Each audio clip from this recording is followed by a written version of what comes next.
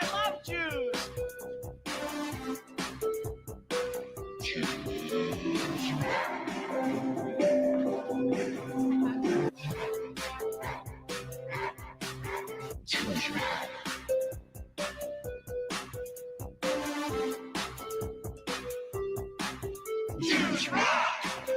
I love Jews.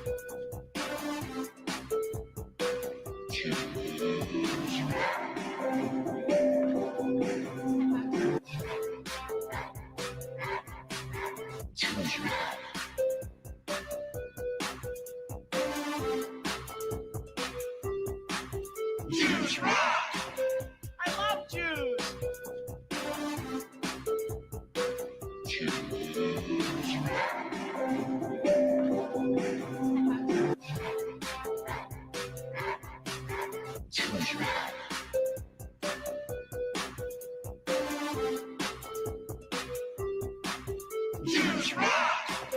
I love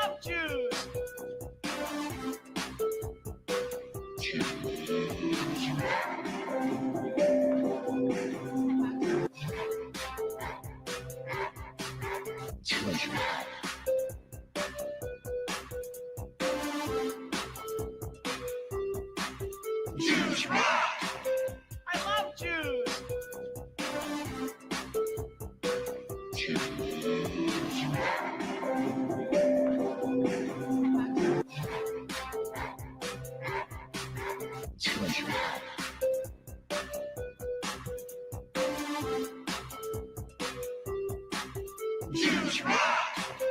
I love Jews. All right, guys. Look, Benjamin Netanyahu may or may not come up tonight, so I just want to ensure that we're in a very pro-Israel algorithm. So we're going to do about 15 to 20 minutes of this song, and then we'll get started. Okay, guys? Actually, we might do 45 minutes of this. 1 hour of this, and we're good. This video is an hour long. We'll play this whole video and just jam out for an hour, then we'll get started. Okay, here we go.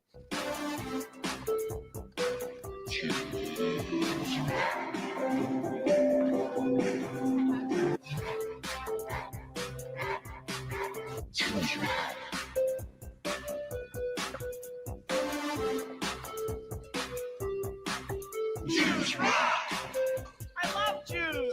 All right, time for the tricks. Time for the tricks. Here we go. Behind the head.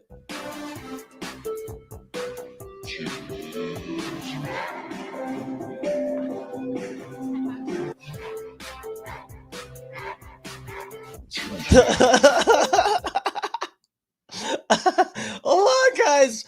For at least 15 more minutes of this.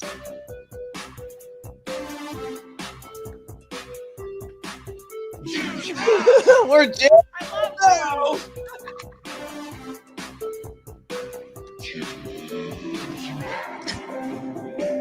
All right, here we go. I'm going to play it with my teeth. Here we go. We're doing all the tricks now. Let's run through these, guys. I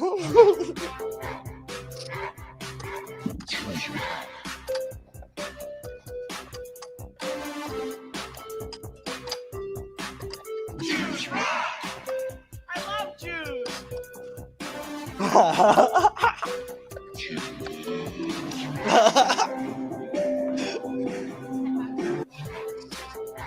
All right, here we go with the tongue. Little tongue action. Let's go.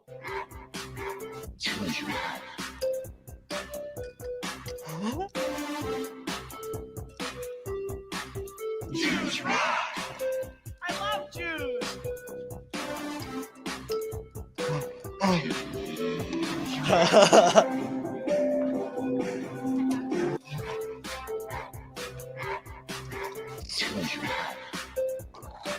30 more minutes, guys. We'll get right to the topic.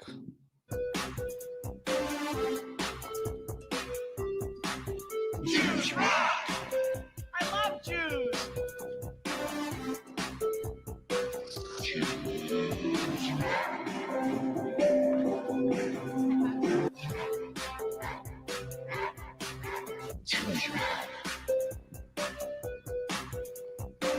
guys know who my favorite Jew is?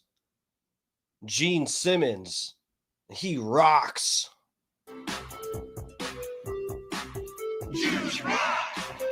All right, guys, enough of that. Let's get started. We got so much to get to tonight. What the fuck am I even thinking right now? Ladies and gentlemen, welcome to Dark Times with Dark Matt Steve. Let's make it official. Hold on. This is absolutely lit. This is lit. There's a very low percentage of this that is smiles and glory holes. Ladies and gentlemen, welcome to Dark Times with Dark Matt Steve. I'm Dark Matt Steve. I just took a teaspoon of kratom. We're about to get uncontrollable. Welcome. What are we getting into tonight? Candace Owens and Alex Jones debunk FBI lies about Charlie Kirk's demise.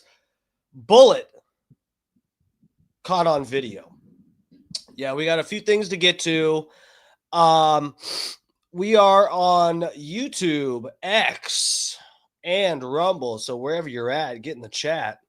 I got you all in one spot here. Let me pull you guys up, actually. Let me get you guys on the screen. But yeah, definitely, if you're new, I'll definitely try to highlight your messages. I got my regulars in here.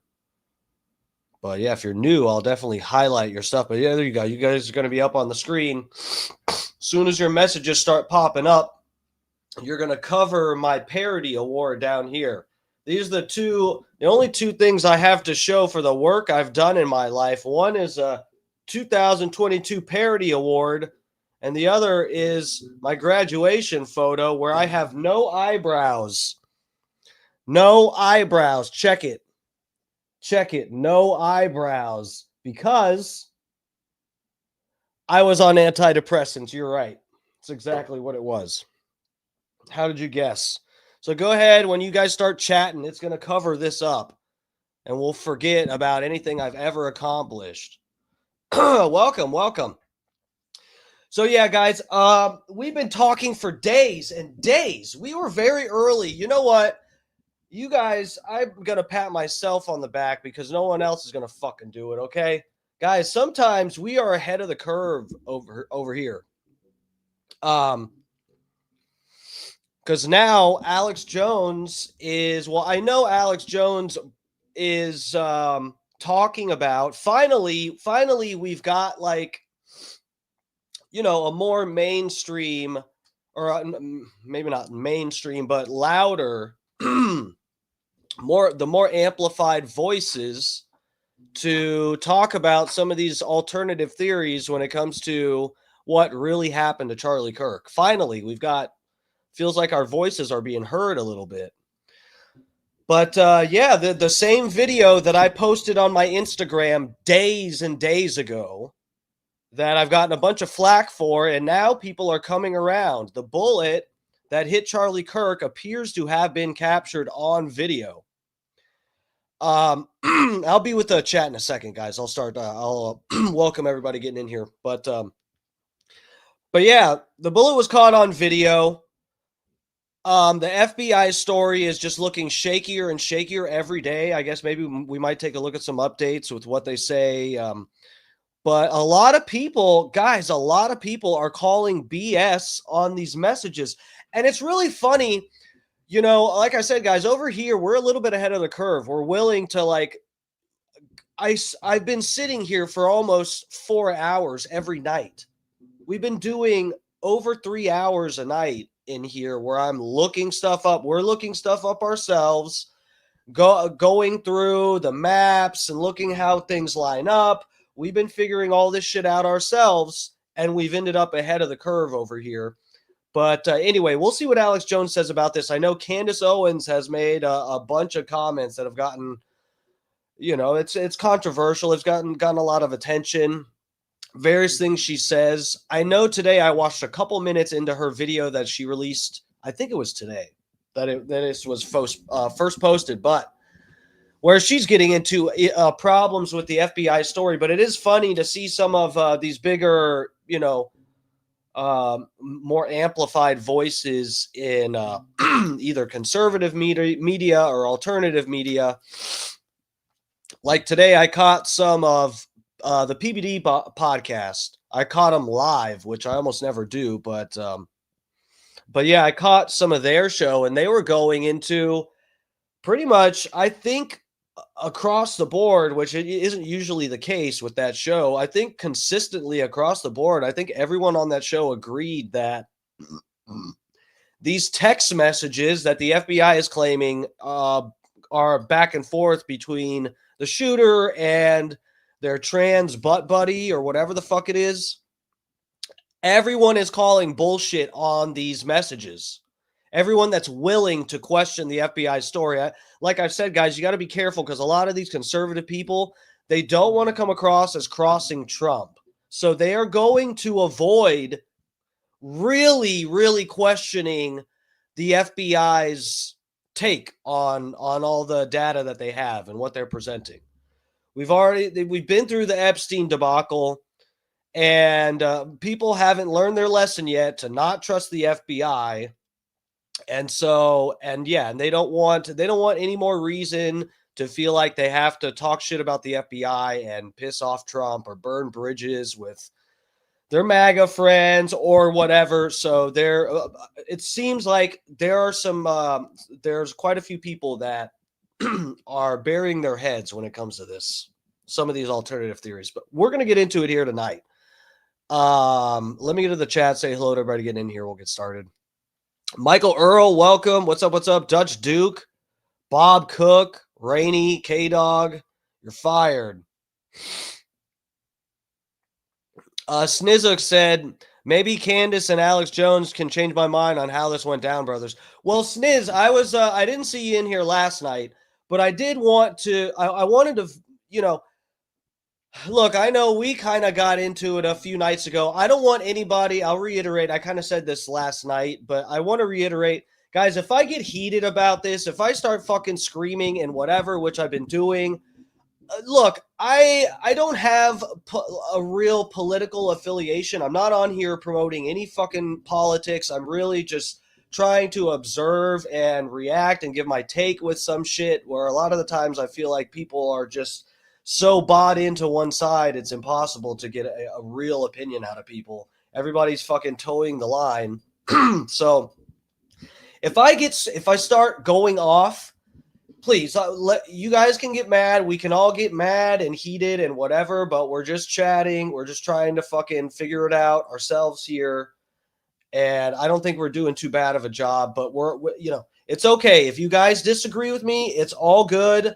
I just, I want to be able to, fucking have a real open conversation about it. I know, like, if you're talking to someone that has too much bias with this, they're just like, people on the left are going, oh no, this was actually a fucking a right-wing person. And the people on the right are like, we have to stop these demonic fucking trans people and whatever. I'm just like, guys, it's the feds. It's the feds. Everybody chill. But anyway, Sniz. So last night, we actually did look up, or was it the night before? I forget. But Sniz, the night we were arguing about Charlie Kirk wearing a vest, we did find where the sheriff even, we can argue back and forth about what it looks like is in the video. And of course, I think we can see nipples. We have pictures that show you can see his nipples through the shirt. We went through all of this stuff the other night. And but we did find that on News Nation, the News Nation article says that the sheriff told them Charlie Kirk had no body armor on.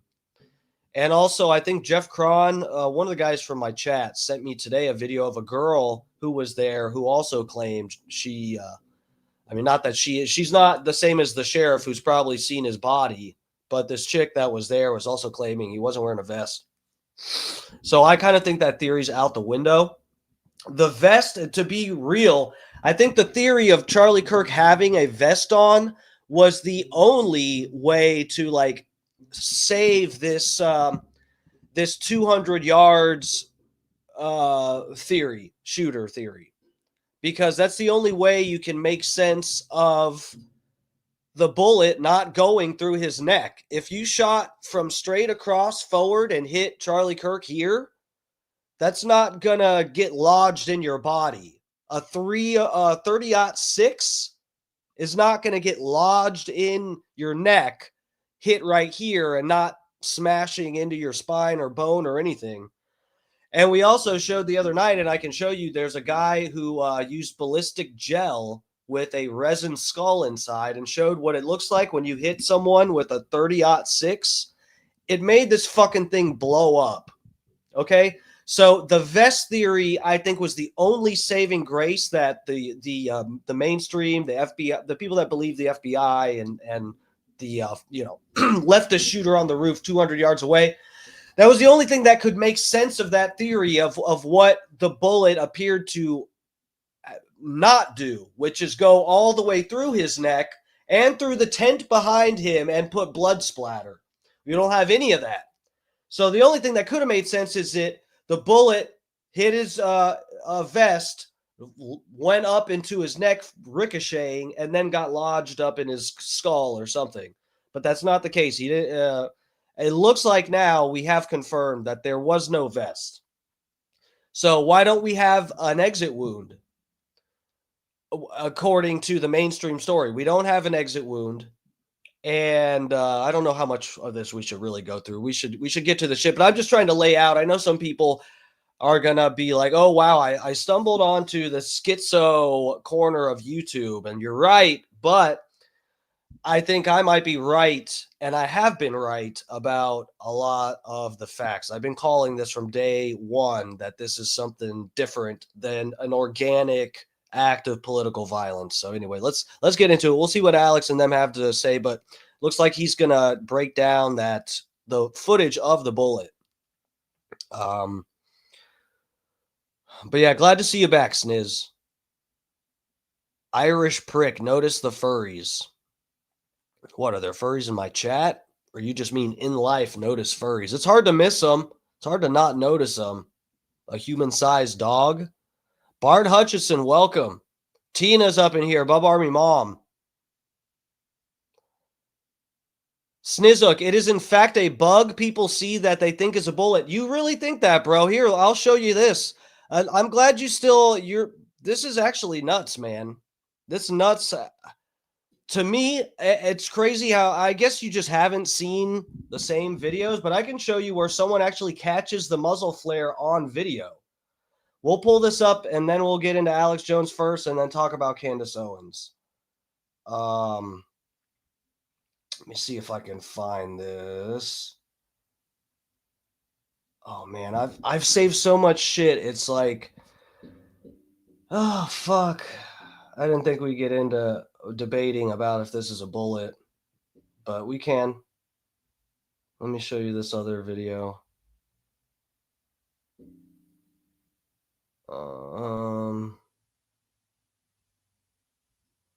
That one.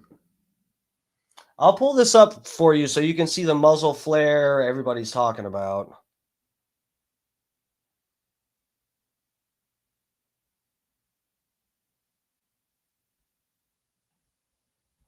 It's not that one.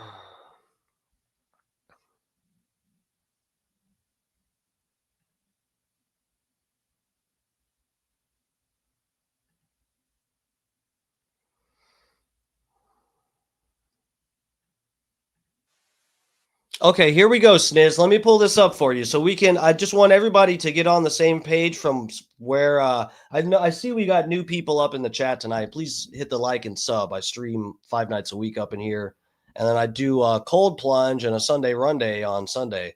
Also, got lots of stuff. I got parody songs on my page too. So yeah, check it all out.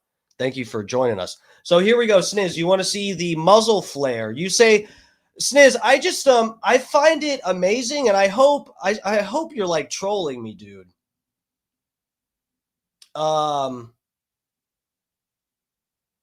Because I'm actually confused when you're saying it's a bug, that the flash of what appears to be a bullet to the rest of us, or some of you people are saying it's a bug. How, like, what are the chances that you think we could see a muzzle flare and then a bullet and then his neck getting shot?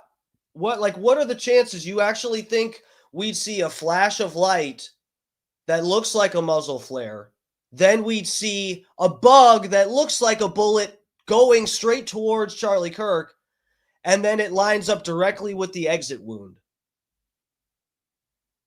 I mean, what are you is that like 1 in 10 trillion or something like that? Taken from here. Watch for the muzzle flash. Light is seen first, then Uh-oh, what was that? Are we still, this is a different angle that shows above the tent back in the stairwell, exactly the direction that I've been saying it came from. Uh-oh, now we have the muzzle flare. I guess that was a firefly, huh? This is a firefly, guys. This is not a muzzle flare. It just happens that we got one firefly up in the stairwell that flashes, and then a bigger dragonfly that looks like a bullet that flies towards Charlie Kirk, and then he gets hit in the neck by a bullet that came from 200 yards away, completely unrelated to the muzzle flare and the bullet that we see in these videos. It all makes sense now. It's all just, there's a lot of bugs. the audible crack. What we saw is where the bullet exited, not entered. The entrance was actually to his right. The angle of the shot would have to be low enough to see under the... Sniz, like, hold on. Let me catch all the way up to the chat. Let me catch all. I skipped a bunch of people.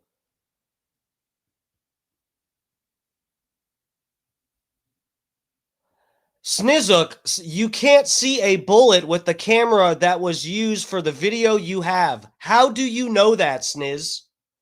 You think a smart... Dude, what is like... You think a smartphone can't catch... How fast of a projectile do you think a smartphone can't catch? Because I can show you right now that you can, there's a guy that shows you how to film a bullet on YouTube by putting it in slow-mo. Snizuk, because I do research isn't an answer. You're like, if you're going to give an argument and explain. Don't just say, I have these credentials. I looked this up. Everything I'm telling you guys, I'm like showing you. Sniz, if you Google, can your smartphone see a bullet? The AI tells you no. I have a video of a guy on YouTube explaining how to catch one in the air on your iPhone. All it has to do is if one of the frames, as long as one of the frames catches the bullet, then it's caught by your camera.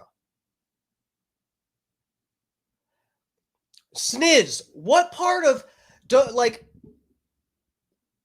if it's filmed 1 frame per second, as long as 1 frame catches the bullet, as long as 1 frame is picking up the picture when the bullet is passing, it picks it up. Matthew Price, exactly. The FBI story is falling apart. Discord says there's no messages. We were going into this all the other night. The FBI story is bullshit. It's falling apart. And here we have a muzzle flash and Sniz, this is the thing too. Sniz, you don't know what you're talking about. Sniz, do you think I can't pull up a video right now of a guy oh my God, this is so retarded.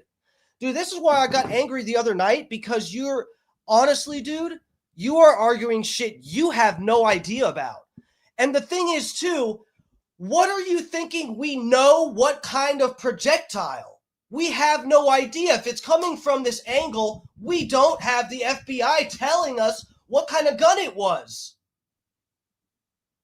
Oh, Sniz, it was a camera flash in the middle of broad daylight that happened to just flash when the gunshot went off at the same time. I'm just, you know what? It's okay, Sniz. It's all right, buddy. We don't have to agree. It's all right, dude. I'll show everybody else the evidence. You can say whatever you want. I'll pull up. Here we go. That's because Snizuk Slizair knows so much about cameras. Let me pull up this video where a guy shows how to film a bullet with your iPhone. We really have to go here because some people have in their brain, I don't know why people on the internet, other people I've heard say this, so I had to look it up, and I found a guy showing you how to do it. So, Sniz, before I pull this up, you are saying right now that a smartphone cannot film a bullet. We really have to do this right now. Sniz, put in the chat right now. Are you saying you know that a smartphone cannot film a bullet? Put it in the chat right now.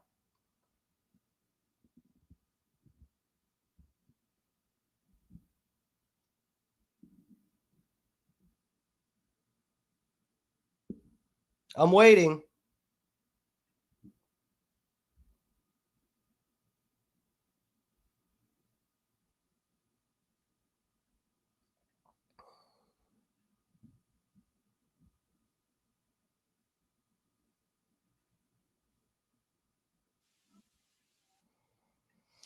Okay, here we go. He's not answering, so here we go. We're going to pull this up because everybody's playing games. I don't know.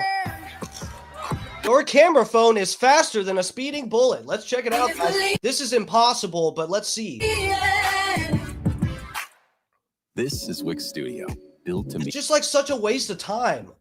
any It's brief. on video, a muzzle flash that lines up with the bullet that I had caught earlier from a different video. The muzzle flash happens at the time of you hearing a gunshot. And like, we want to argue about if an iPhone can film a bullet. And this is the thing. We don't know what kind of fucking projectile it's supposed to be. If we think it came from this angle, no, Sniz, that is a stupid question. You said an iPhone cannot film it. You're doing more frames per second, and you're able to film a bullet. So that debunks what you said. You said your iPhone doesn't have that capability, and it does. So you think just because you think I can slow down my camera to do a slow-mo video and it can actually catch a bullet as it's going, and you think in a normal version, there's no way ever it could pick it up. I think that is incredible. Incredible, honestly. It just blows my mind.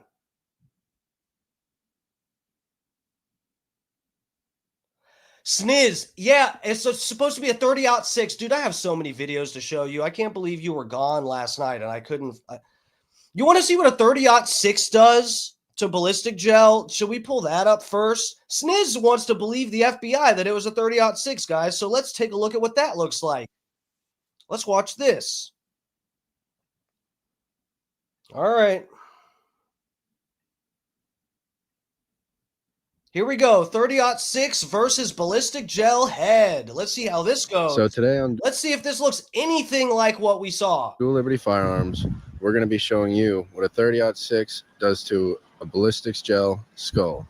So we have a realistic human head here made with ballistics gelatin and a resin skull, and it's got a filling in there. So hopefully you'll be able to see what happens. People are saying camera flash. I don't see in bright daylight like that. I don't think there's any possibility you could ever see a fucking camera flash in a dark corner caught on like a video. See a camera flash in a corner like that in daylight. I don't think that from an iPhone or something. No, I just don't think so. And why would the camera flash happen at the same time that we hear a gunshot? I feel like people, because they're aligning what theory they align with happens to be what the FBI is saying, it gives people the right to say shit that just doesn't make sense. It's just like stuff that's so improbable and ridiculous. Oh, so yeah, that's a bug. Oh, but wait, why does the bug fly exactly towards his neck just before he gets hit? No, it's a bug. Okay, well, why does that bug line up with the muzzle flash that we see happen in the corner? Oh, that's a flash from a camera. Why does the flash from the camera line up with the exact time we hear the gunshot? Oh, I don't know. That's just how it happened. I just it's crazy. I'm sorry. Here we go. Let's take a look. Let's watch this head blow up and compare that to what happened to Charlie Kirk.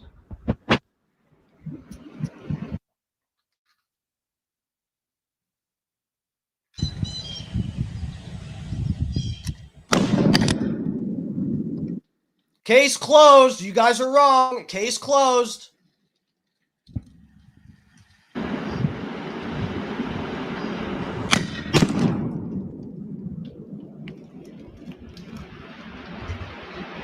All right, so now we're going to throw it in about a 10% slow-mo for you. This is going to look super cool. Now, what happened was when the 30-06 projectile hit the head, I had predicted it would go through the front side and just blow a big hole in the back side. But what actually happened was the large projectile of the 30-06. I don't remember Charlie Kirk's head coming clear off of his body. Something tells me this looks a little different. I don't know. It seems a little different. Huh. 6 went through the skull and impacted all the liquid blood that I had on the inside.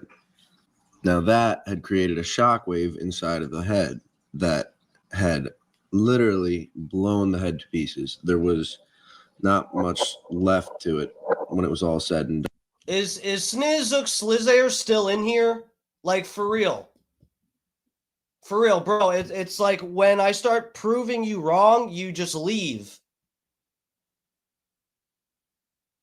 It's just so, this is so ridiculous.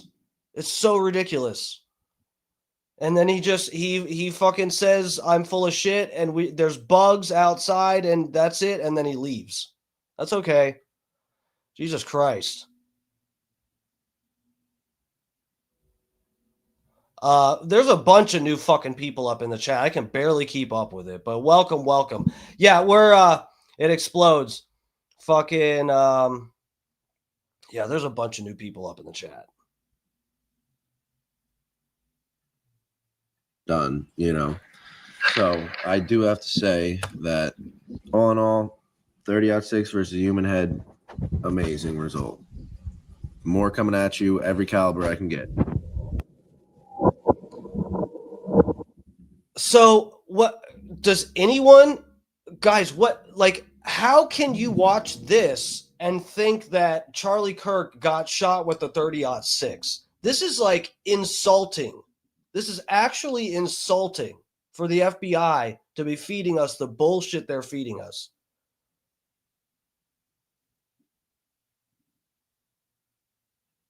That is ridiculous.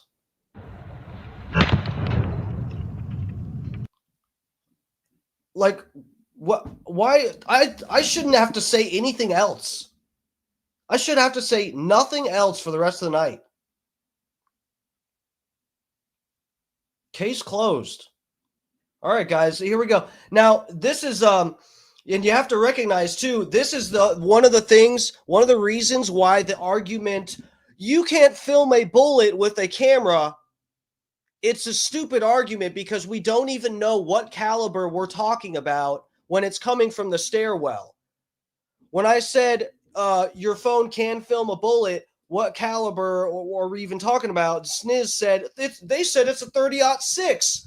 Well, obviously, if we're saying Charlie Kirk got shot from like 20 yards away in the stairwell, it's not someone holding up a long rifle. It's someone with some other kind of smaller gun. Might not even be a real gun.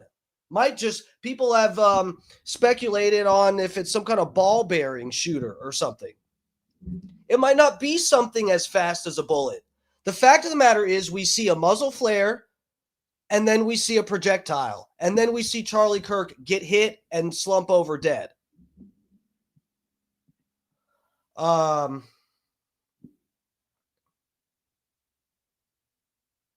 So Sunny Days, so that's a good question. What distance did he say that was? Sniz, I think what was 20 yards? 20 to 30 yards between Charlie Kirk and the stairwell. Yes. This person shooting in this video, you can hear when they shoot and it takes time to get there. I'm assuming if he's shooting a rifle and he's using a scope out in the woods, he's probably doing it at least 50 to 100 yards. So I'm assuming, I don't know where some people are wanting to go with this, that you think maybe it just didn't hit Charlie Kirk as hard. Dude, 100 yards of air is not going to stop a 30-06 enough to not make his fucking neck explode. Or at least have an exit wound. There's no exit wound, no blood splatter behind him, no hole in the tent behind him. You guys have nothing. The vest was your only hope at making sense of a 200-yard shot that goes in his neck and doesn't come out anywhere. Only hope, and it's done. It's disproved. Okay, well, whatever, man.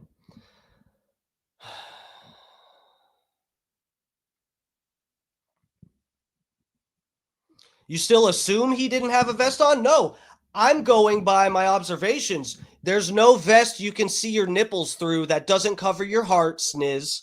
And the sheriff said he wasn't wearing a vest. Let's pull this up. We got to go down this. We got to go down this, retrace our steps every night because, like, I really don't know. I hope you are actually trolling me, Sniz. I hope so.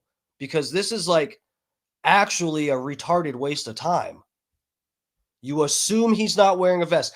Whose word will you take? The sheriff said he's not wearing a vest. Do I have to show you that? Let's go there. Let's go. We got a lot of new people in the chat. Let's put all the evidence out here because it's just going to make me look better. Here we go. News Nation. Let's take you guys over here to this tab.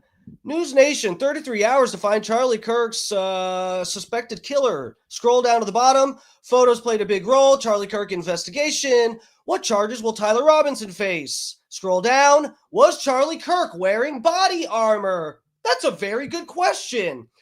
Enton, the reporter, said the Utah County Sheriff confirmed Charlie Kirk was not wearing armor. Was not wearing armor. He wasn't wearing armor. There you fucking go. Can we move on? Let's do it. Okay.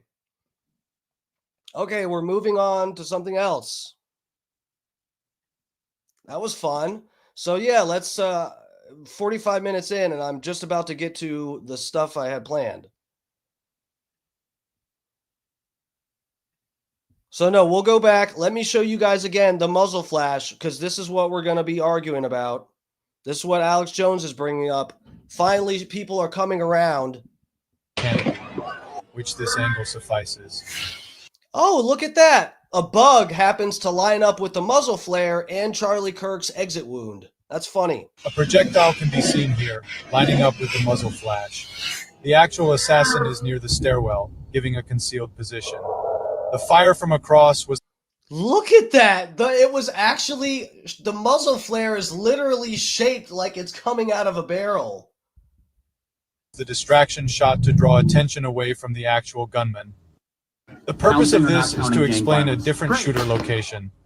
The shot was taken from here. Watch for the muzzle flash. Light is seen first, then the audible crack. What we saw is where the bullet exited, not entered. The entrance was actually to his right. The angle of the shot would have to be low enough to see under the canopy, which this angle suffices. So I just like... I don't understand. Whatever. I'm moving on. Let's look at Alex Jones's stuff.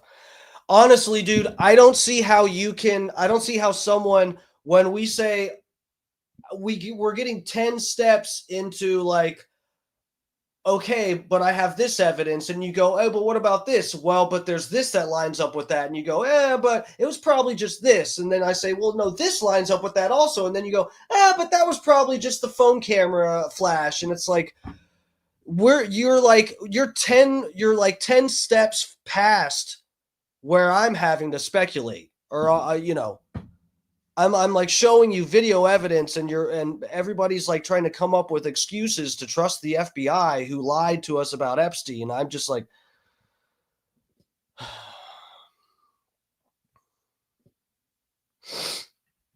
Sniz, here we go. So you say it's an exit wound, yet you played a video of what an exit wound looks like from a rifle round. That's not an exit wound. What are you even talking about?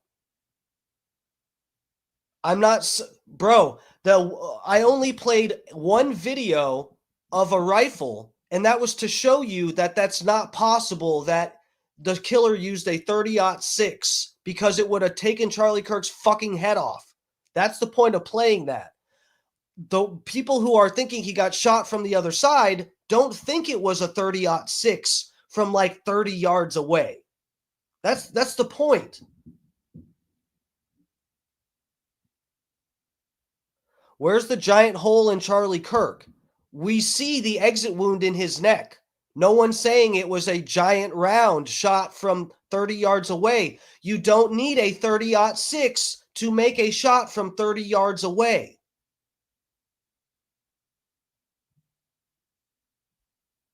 We're saying it was not a 30-06. Looking at you, BB. Yes, we are. All right, let me. I've already played this. Let's get to the Alex Jones thing and see how far we can get with the Candace Owens stuff before it gets too late. Hold on. All right, I'm already getting too worked up, guys. The fucking kratom is hitting me. I'm sick. I got a fucking cold. Or something. I don't fucking know. Okay. Let's see what Alex Jones has to say about this. He might even sound crazier than me. That's frightening. But let's check it out. Do I still got y'all in this tab? Okay.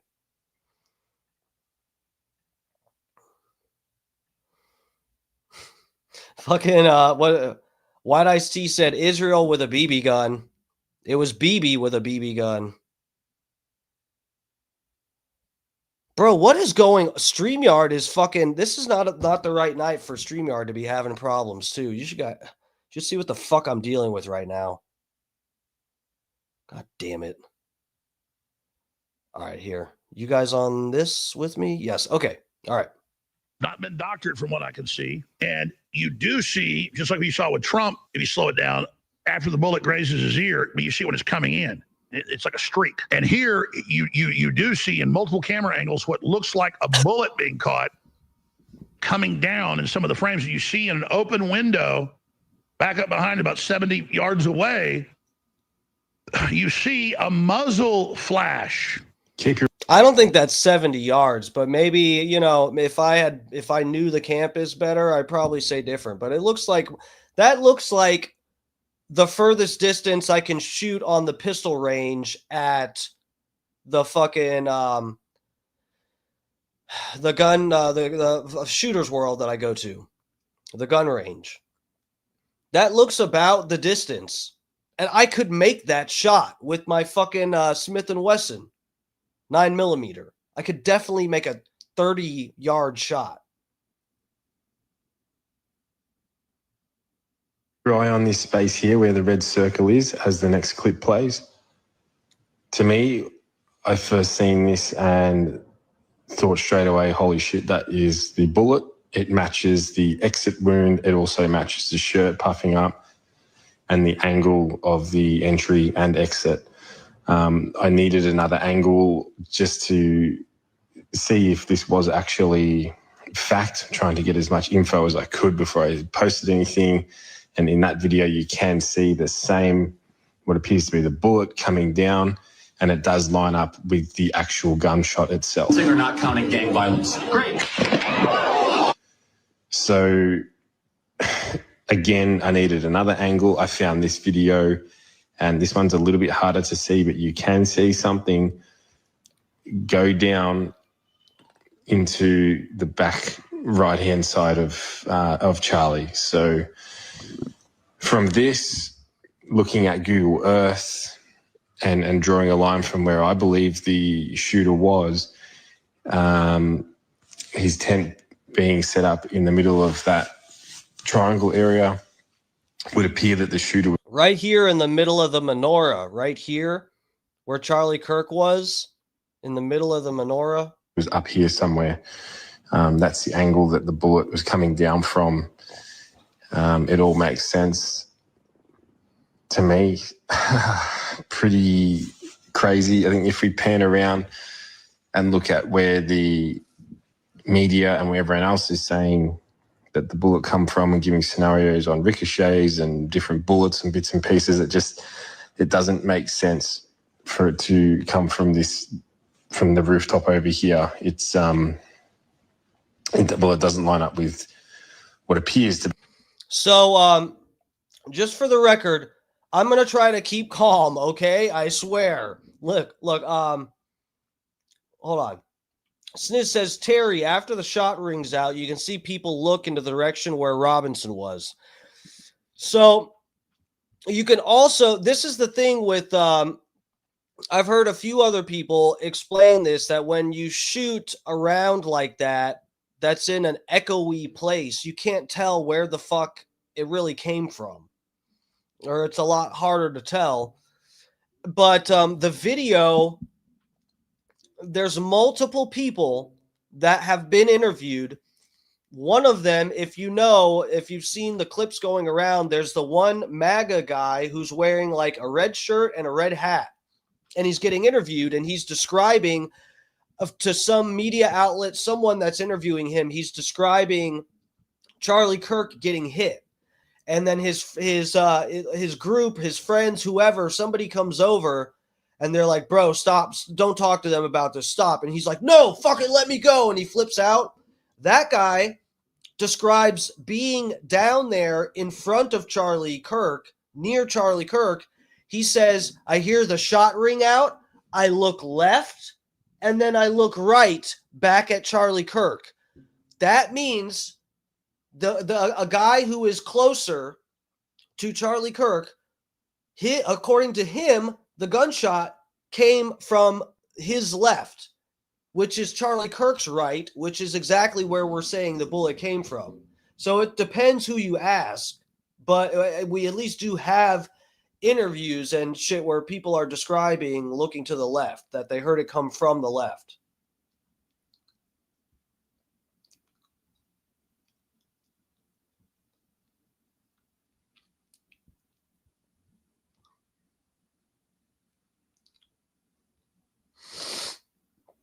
Huck, all you the new people up in the chat, thank you so much for clicking on the video. I'm just trying to fucking get down to the truth, and we might not even be able to do that, but I just know the FBI is full of shit.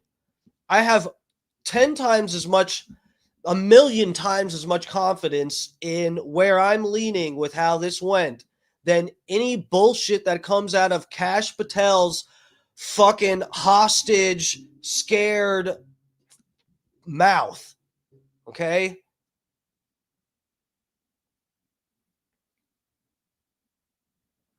Yeah, Gwen said people were looking all over the place. It does look like an expert shot. Well, dude, if it was taken from... Look, and I did this too. This is the thing. For it to fucking pop up, I can't even... I'm not even going to go here with the diagrams. Let's watch this and get through it, see what Alex Jones thinks about it. I've been through this all last night. Hold on, Scott. Let me see. Scott sent me something.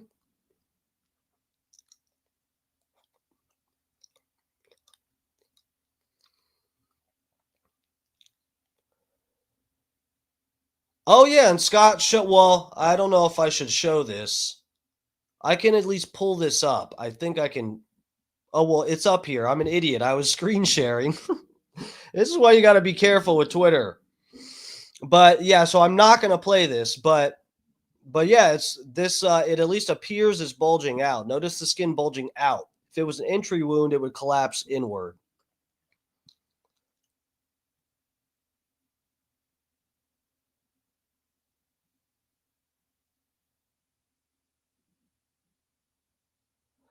Guy who tried to divert attention was Israeli Zin or something.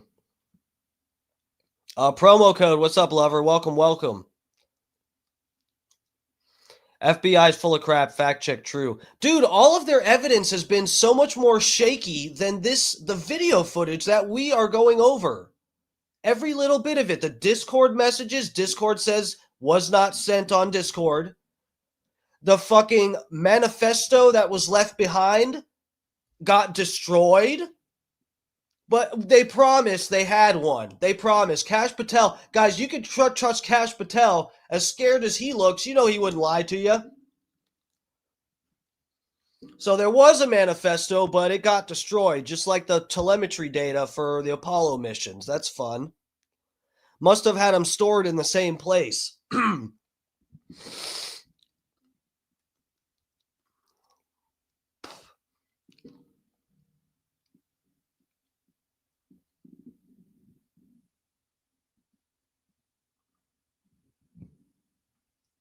Below right ear. Yeah, Huck, I agree. You're right. Shot entered right behind his behind his ear, blowing his ear. So I initially thought it came into his skull, but I think it's more likely, and I already got in trouble for showing the video before. My channel got a strike and I got taken down. I appealed it and I'm back, obviously, but it was just a headache, so I don't even want to go down that road of trying to play the full footage, and we can't do that. So, but yeah, I thought there is a video that seems to show it came in just like above his collar on the back right side of his neck. Anyway, let's get back to let me get you guys back on this other tab. We can finish watching the Alex Jones deal. Oh fuck, never mind. This is okay. Here, okay, sorry. Where were we at?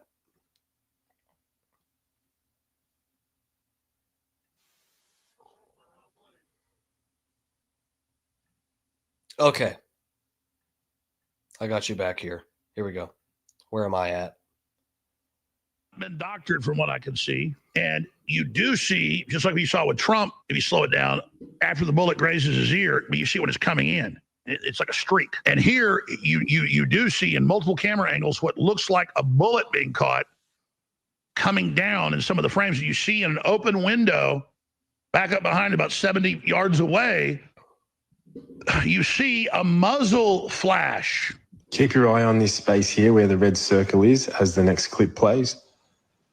To me, I first seen this and thought straight away, holy shit, that is the bullet. It matches the exit wound. It also matches the shirt puffing up. Dude, this is chaos. This whole thing has been chaos. Robert Beckham. Yeah, old man was also at Boston bombing, was charged with a fake call. He got charged with a terrorism call and got probation. Yes, I did read about that. A few people in the chat, Gary Sakeli, talk about it too.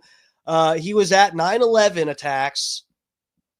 And then also that guy just got busted for having some kind of like chiseled pizzorn, some CP, some cheese pizza, some chiseled pizzorn. You guys get what I'm trying to tell you? That guy caught some charges for kiddie stuff. It's not good. Dipsqueak. This is one of the things too that is making people very suspicious of just a lot of the stuff going on is TPUSA. And I have noticed that guys, there's going to be, let me tell you, people that are associated with Turning Point are not going to give you the real rundown on any of this. They are not. They can't. Sniz said, could it be AI generated? So Sniz, this is one of the things, the video that I have on, so someone sent me the Charlie Kirk stuff really early on in that day. And I only saw it a couple places. So I posted it on my own Instagram and I was like, people have to fucking see this. People have to see this. It's fucked up. And I would never want somebody to do that to Charlie Kirk or Destiny or fucking anybody. But I feel like people got to see it to care. You got to see how fucked up it is to care about it as much as you should. And anyway, I posted it. So I just feel like a lot of these angles, I don't know. I guess it wouldn't take that long for someone to make a fake AI video. But man, I don't know. I just feel like making that's all these different kids' phone points of view. It's different people's phones that are in the crowd. I mean, I don't know. I feel like we would hear something if there were like 5 people whose videos are going viral and they're all edited by AI to make all the same stuff line up. I don't know.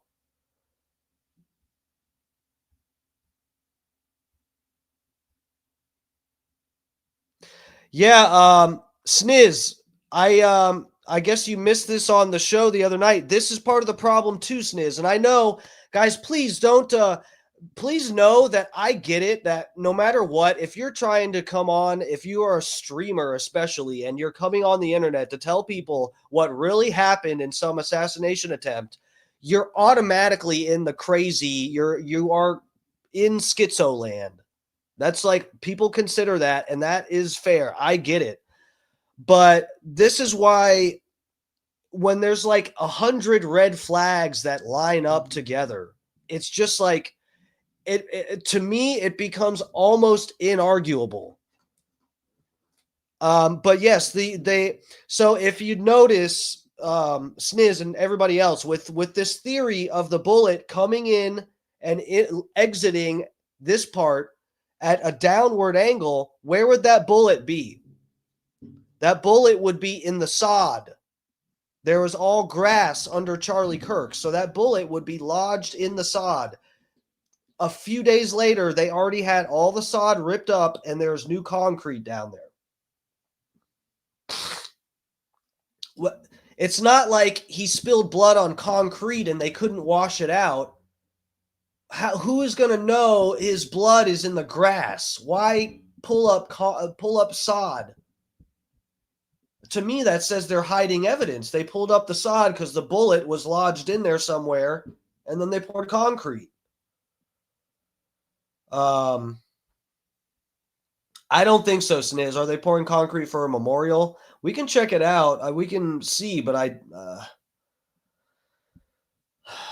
doubt it.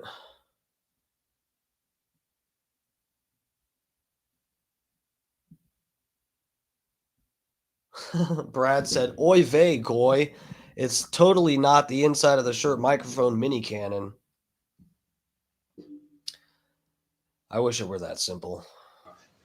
And the angle of the entry and exit.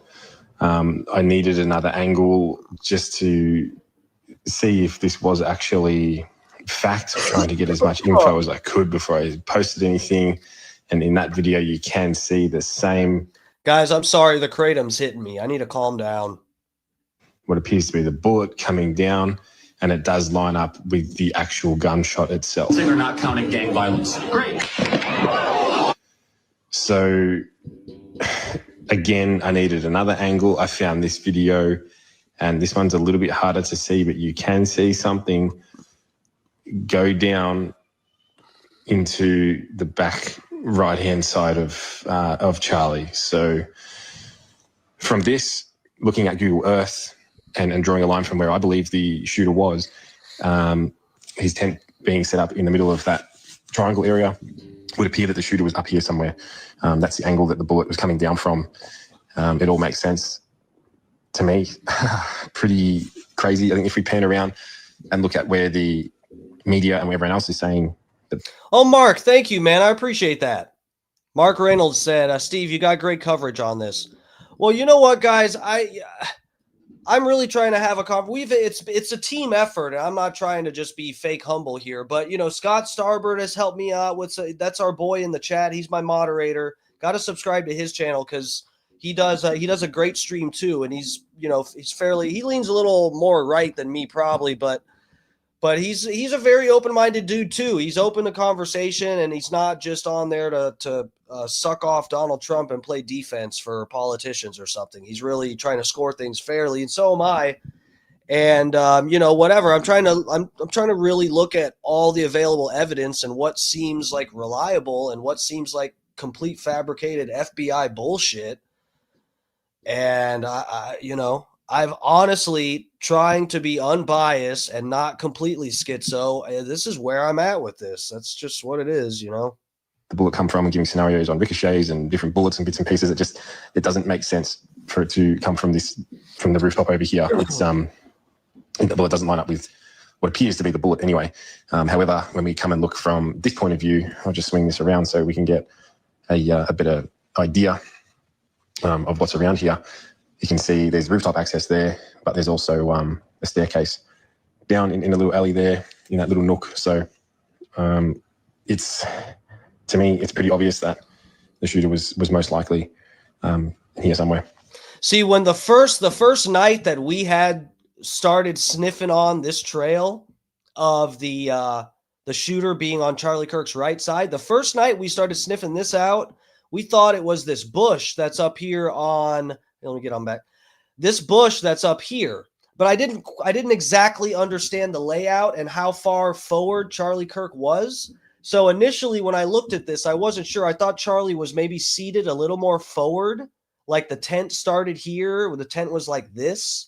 And I thought that bush that's up here looked like someone could have been in a ghillie suit behind it or something. Because we saw also in some of the pictures, the tree or bush or whatever is up here looks like it's like moved in different spots depending on what time you're looking at the Charlie Kirk footage. There's some of the footage of kids after the shooting. The bush looks like it's taller or shorter. And then in earlier, before Kirk gets shot, that footage you look at, it looks like the bush is like kind of moved and stuff. So we were kind of on the wrong trail in a sense, but we were near the right trail here. This, I think, now that we see, it appears we've got the muzzle flare in this video, we've narrowed this down a little bit. Somewhere on those stairs would be my tip. And if the FBI aren't looking there, I don't know why. Let me get to Charlie Kirk's murder. Man, so Sniz, that is an honest question, a fair question, and I don't know. I'm suspicious of that, though, because that's like, if we're, okay, just to really boil down the equation here. There's, if we're looking at who's Charlie Kirk's enemies and people that he's gotten heat with that could have done it, and if we're saying, well, certainly there's trans people and major, like, extremists on the left that really hate his guts and are glad he's dead. There's those people.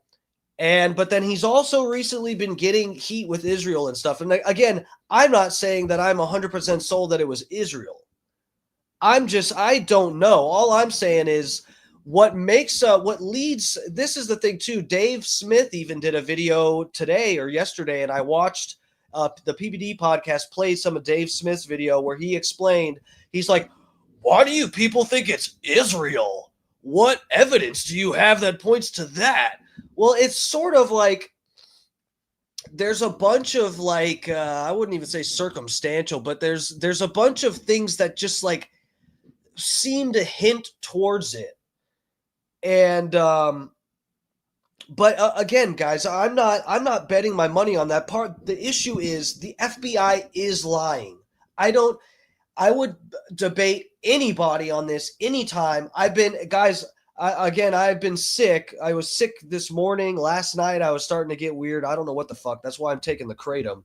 But I wanted to call into Bubba's show the past 3 days because they've been talking about this shooting and FBI information and whatever.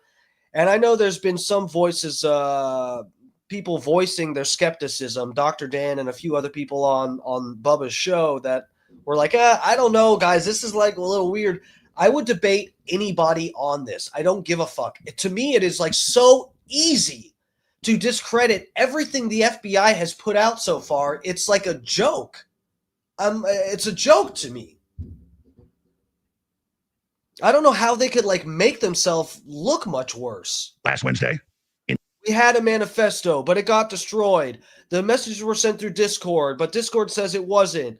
At one point that Candace Owens brought up, and I got to give it to her. I talk shit about Candace all the time, sort of jokingly, just being extra critical. She's not my favorite either, but whatever. I got to give her credit where credit is due. She pointed out in another video, the FBI says that this guy, so I'd have to check if this is actually part of their story, but I think it is implied that he he took the rifle apart. So he took the shot. They're saying he took the shot from 200 yards away on that rooftop.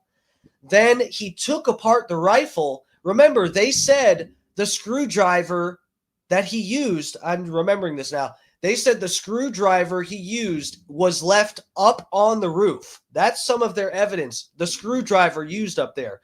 So guys, if he was the real shooter, he made a shot, then used a screwdriver to break his rifle down because you don't see it. You don't see a full-size sniper rifle when he jumps off of that roof. One could argue it's broken down and inside of his bag, but when did he have time to take apart the rifle? You can see all the footage taken from behind Charlie Kirk I think it's only one or maybe two videos, but the videos that shows the guy, the suspect, the FBI's patsy that's on the roof, those videos show him running immediately after the crowd starts reacting. Immediately after Charlie Kirk is shot, this guy is running. He had no time to take apart the rifle. He gets off of the roof. You don't see a full-size rifle. And then he puts it back together and wraps it in a towel and hides it in the woods. It just, none of it makes sense. Utah, his murder now charged with capital murder. Hold on, let me get you guys back up on here. Hold on. All right. Seeking the death penalty. They have so much evidence, it's just ridiculous. The evidence we can find publicly with them bragging about it is over the top, and it fits into the whole trans rage system. But I agree with Harrison. There's a lot of evidence they say they have that adds to it that we need to see. But I am very cold about my analysis, but then once I know something's right, I then add my emotion, have energy to be able to talk about it. But I am pissed off. Bro, I'm just, Michael Piran, you can see the full rifle. Look better. Dude, where? I can pull up the video. This is where it gets, like, difficult because where we're arguing what we can and can't see, and we're all looking at the same fucking video.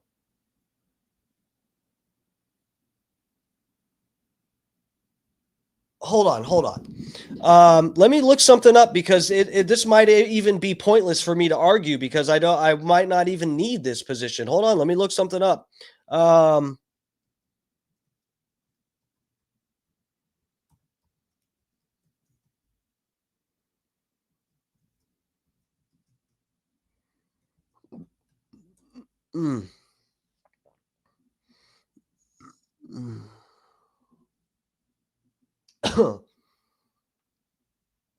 me see.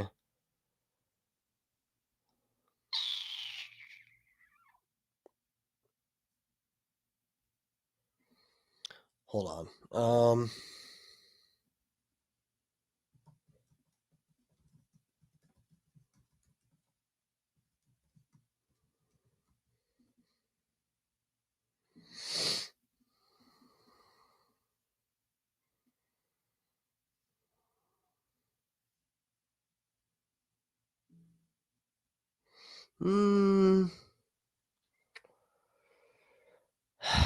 This is a detail that everybody else is seeing as trivial. I'm guessing because there's not a lot coming up with the screwdriver deal. Hold on. Here, I'll keep playing the Alex Jones video so you guys can watch. Let me see what I can find on this.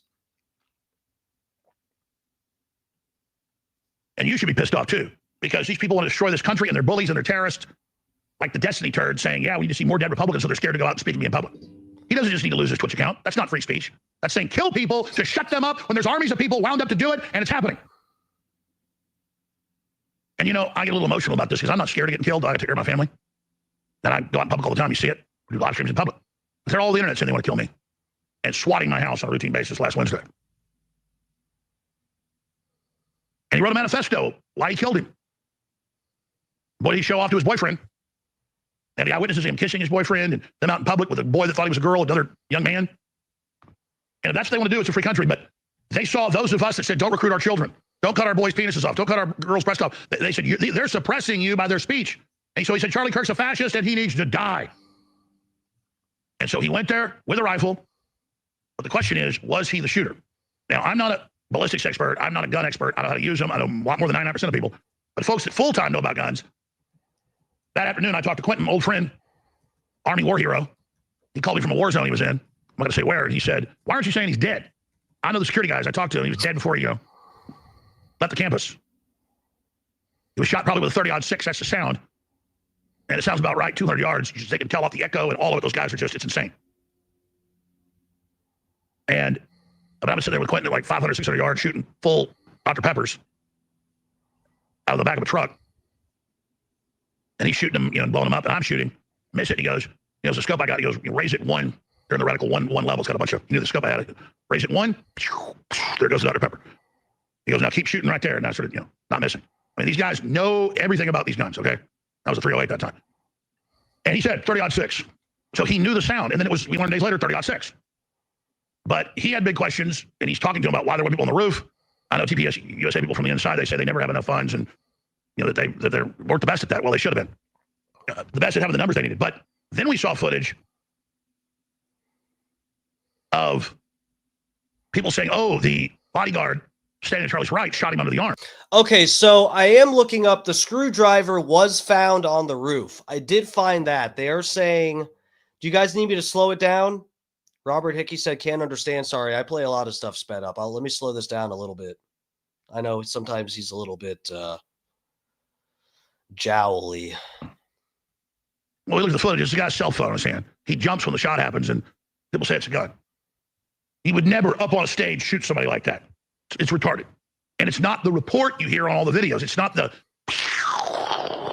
rifle shot. A handgun has a totally different sound.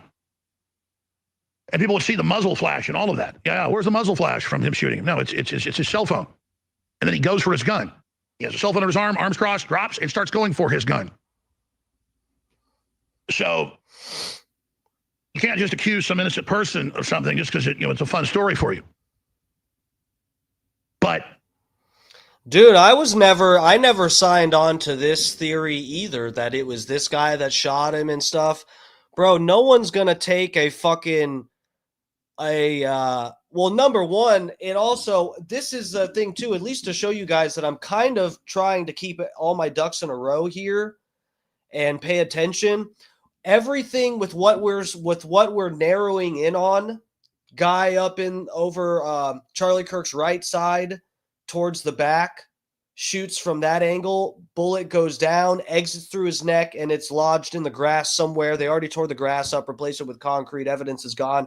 All of that lines up a lot better, if you notice, than, oh, I think it was this fucking bald guy, and he did a no scope, no look neck shot on Charlie Kirk, and the exit wound is what we're looking at, which you would have to assume if you're saying this guy shot him, you'd have to be saying the exit wound is the one we all saw. That would mean someone in the audience got hit with a bullet, which did not happen. So at least, I mean, we're trying to not my theory, the theory that we're aligning with here at least actually makes sense. Not that we know it's 100% right, but this doesn't make sense. To say this guy did the shot, did not look, did a perfect shot through Charlie Kirk's spine and his neck without looking, and the bullet went, that's the exit wound, it came out his neck and then didn't hit anybody in the crowd or anything. A wall of people and no one got hit. New video has come out, and I checked the raw footage. It's real. It's not been doctored from what I can see. So we'll play clip 43 first, shot from behind, then I'll show you the fake shots. And you do see, just like we saw with Trump, if you slow it down, after the bullet grazes his ear, you see when it's coming in. It's like a streak. And here, you do see in multiple camera angles what looks like a bullet being caught coming down in some of the frames. You see in an open window, back up behind about 70 yards away, you see a muzzle flash. So we're going to play right here, guys. Do you guys see the bullet that we're talking about? I just want to make sure everyone that is actually trying to pay attention can see what we're saying here. So this is the bullet right here. I posted this days ago on my Instagram and my Twitter. Guys, sometimes I'm a little ahead of the curve with some stuff, so please subscribe and follow wherever. I'm all over the place, but anyway, this is the bullet is right here. It's a little dot that comes up again. And guys, we don't know that it's like a standard bullet, how fast it's going. To be fair, Sniz, that is a fair question. That is 100% a fair question to say, or anyone else that's making this argument. Oh, could a camera phone really pick up a bullet? That is a fair question to ask. But again, we have to remember, if we're saying we think it's not coming from 200 yards away, we don't believe the FBI. That means we're not saying it was a 30-06 that's coming in at a speed that is like probably impossible for a camera phone to pick up. We don't know. Guys, it could have been a fucking, slingshot. It could, we'd see a muzzle flash, but that's the thing with when it's a project. All we know is it looks like we're seeing a projectile. Now, I did see there are bugs that are flying around in some of the other videos and stuff, but this just lines up too perfectly with the sound of the shot and now the muzzle flare that we have. And the fact that the bullet would have gone at an angle to where it just lodges in the ground and no one else gets hit. It just all lines up so perfectly, so much better than Kash Patel's story. In a moment, I'm going to try to look up, maybe after we get through this, I'll look up some of the press briefings and stuff because I want to see if they are actually claiming he took his rifle apart. Because guys, when I saw the footage of him getting it down, someone in the comments said, you can see the rifle, just look harder. I will say it looks like it's possible he has a rifle, but it would have to be broken down into two pieces. Dude, I don't see something the size of this kind of rifle. Look, I'm not that experienced with guns, but dude, I know what it's like walking into the gun range with a sniper rifle in a bag that's not broken down. It's like, and there's different ones. I have to look up what kind this is again, but dude, I just don't know. I don't think I see something that big when he jumps off the roof like that. We can look again if we need to, if the chat wants to. this is clip 46. Oh, here we go. So yeah, this is the bullet. Look right here where my mouse is, just above here. You just see it for one. It's like one fucking frame. You just see a little dot. We're going to put on screen clip 43, shot from behind. Go ahead and roll this report with audio, then we'll slow it down. Here it is. Keep your eye on this space here where the red circle is as the next clip plays. To me, I first seen this and thought straight away, holy shit, that is the bullet. It matches the exit wound. It also matches the shirt puffing up and the angle of the entry and exit. I needed another angle just to see if this was actually fact, trying to get as much info as I could before I posted anything. And in that video, you can see the same, what appears to be the bullet coming down, and it does line up with the actual gunshot itself. They're not counting gang violence. Great. So again, I needed another angle. I found this video, and this one's a little bit harder to see, but you can see something go down into the back right-hand side of Charlie. So from this, looking at Google Earth and drawing a line from where I believe the shooter was, his tent being set up in the middle of that triangle area, would appear the menorah. That the shooter was up here somewhere. That's the angle that the bullet was coming down from. It all makes sense to me. Pretty crazy. I think if we pan around and look at where the media and where everyone else is saying. So let's, I don't like some of these other theories. I think they're kind of stupid, no offense, but okay. So we got, hold on. Robert Beckham said his earpiece flew out because it exploded into his neck. Getting shot doesn't make things blow off. Dude, he had a lapel mic that was pinned on with what is the equivalent of like a chip bag sealer, like clothespin. It's a lapel mic that's pinned to his shirt like that. When the bullet comes in and it makes his shirt go like this, well, you don't think that's enough to knock off a lapel mic?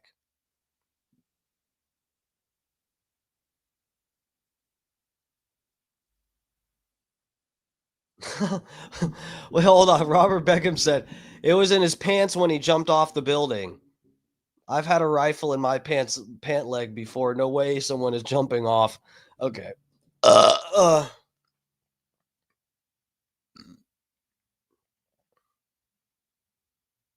the bullet come from, and giving scenarios on ricochets and different bullets and bits and pieces. It doesn't make sense for it to come from the rooftop over here. The bullet doesn't line up with what appears to be the bullet anyway. However, when we come and look from this point of view, I'll just swing this around so we can get a better idea of what's around here. You can see there's rooftop access there, but there's also a staircase down in a little alley there in that little nook. So it's, to me, it's pretty obvious that the shooter was most likely here somewhere. Somewhere on those stairs would be my tip. And if the FBI aren't looking there, I don't know why. And again, if you look on the video closely, it looks like a flash right up back in that area. That's exactly where a professional shooter would be. A professional shooter would not climb up on a roof in front of everybody. You've got all those parking garages and all of those, we'll just roll it down in slow-mo if you can. All of those parking garages, all those stairwells everywhere, that's exactly where you'd be. And then you'd pop up. And again, if you're the NSA, I'll get to this after the break, or these other intelligence agencies that have access to all these discords and all these systems, you see somebody and you know somebody's going to do this operation, and then you basically wait till they're there, you wait till they even try their shot, or about to shoot, and then you shoot, just like in Pennsylvania with Crooks, where we know from the ballistics and the video and everybody that at a whole different angle, somebody was back by the water tower in the woods.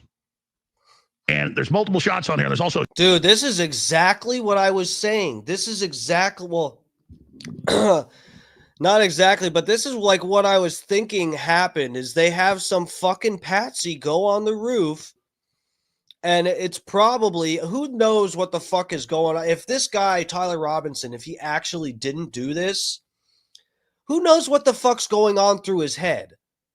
The fact is, I don't think that what the FBI is telling us lines up with the events, and it doesn't pass the sniff test at all. People lie about, they do false confessions all the time. That shit has happened numerous times in history. Can I pretend to be able to get inside this guy's head? I have no idea. But it makes more than enough sense that they would put some fucking patsy on the roof who probably hates Charlie Kirk enough to want to take credit for this. If you guys, if you people who believe the FBI, if you think there's people out there that are crazy enough that they would actually climb a roof with a rifle and take a shot at Charlie Kirk from 200 yards away, how could you not think that there's someone crazy enough that would just take the credit for that, even though they didn't do it? Yeah, you understand that the latter gets you all the credit, and it's almost no effort. It's no effort to like, oh, I got to actually line this shot up and do it properly and then be able to take the rifle apart in 2 seconds flat, run across the roof, jump off the building, then change my clothes, then put the rifle back together, then hide it in the woods, then run home, then send messages on Discord that actually weren't sent on Discord, then write a manifesto and send a bunch of text messages that look like they're AI generated and sound fake as fuck. Shot on there where it shows back up towards the stairwell. You see right when it happens, a flash right here. Go ahead and roll that. Go back to the stairwell if you can. So this is really, really important. When we post this on X, I will see the flash right when it happens. When you hear the audio, it's flash. And that appears to be... Dude, that's what I'm... Exactly. Robert Beckham, exactly. The fucking old man basically took responsibility. He acted... He may have not said... I thought he said, I did it. I don't know why I remember that wrong. I thought he said I did it, but he was just saying, shoot me, shoot me. And he at least was acting as if he was the person that did it. Now, he may or may not have taken credit for it erroneously or whatever, falsely. But yeah, they already had the wrong person. They had 2 other suspects. It wasn't just the old man. There was another guy that got arrested, remember? It was a guy that had long black cargo pants on. I saved the pictures of it somewhere. There was 2 other people that got arrested, or at least taken into custody that the day of the assassination. So I guess now we think they have the right guy. It's stairwell. So, and I've had a lot of top snipers on. I've talked to some of them off air. I've talked to Delta Force people. I've talked to Navy SEAL folks, and they think this is very suspicious and should be looked into. Well, folks, we're entering the Podesta destabilization civil war operation. There's now no doubt about it. We're in it. And I just beg listeners and viewers to pray to God for our enemies' designs to be exposed. to put a hedge of protection around those of us who are at the tip of the spear. Again, I don't get scared of these people. I get absolutely pissed off. And I'm really trying to control myself right now. But give the globalists... Great comment. Who said this? Dan Lobu. Get a different name. No, welcome to the chat. Welcome to Dark Times with Dark Match Steve. He says, I don't even know what this fool is trying to say. Just because you scream or curse doesn't mean you're winning the argument. You know what? I'm winning the argument since you haven't put a counter argument. I'm winning. All you've said is you're screaming. Where's your argument? You can't possibly be winning the argument because you haven't put one in the chat. But that's okay. I don't know who. I'm arguing with myself. I can't lose, okay? Know that. This is my stream. But no, for real, dude, what do you actually believe? Is this a person in my chat saying they actually wholeheartedly believe the FBI here, regardless of the fact that Discord says that they're full of shit and they had a manifesto written paper, but it got destroyed, and all of the other bullshit after bullshit?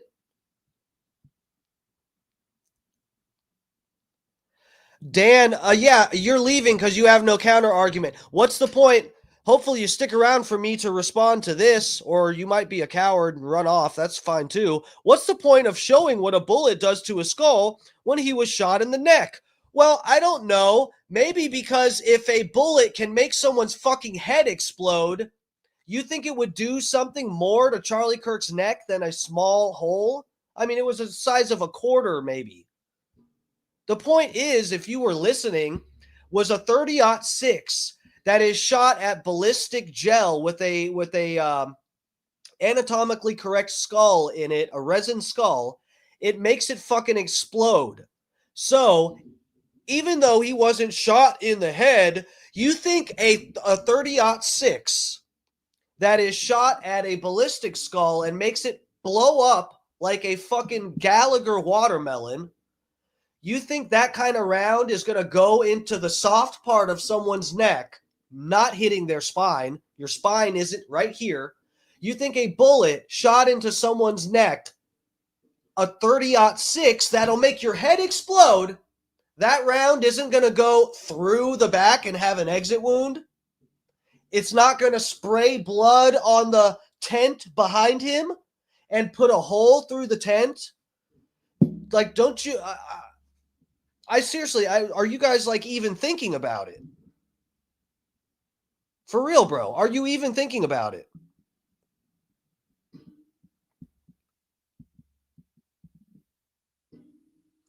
Dipsqueak. Yeah, that's what I've been saying. Dude, I've been saying this for fucking days. All the FBI evidence is like crazy how shaky it is.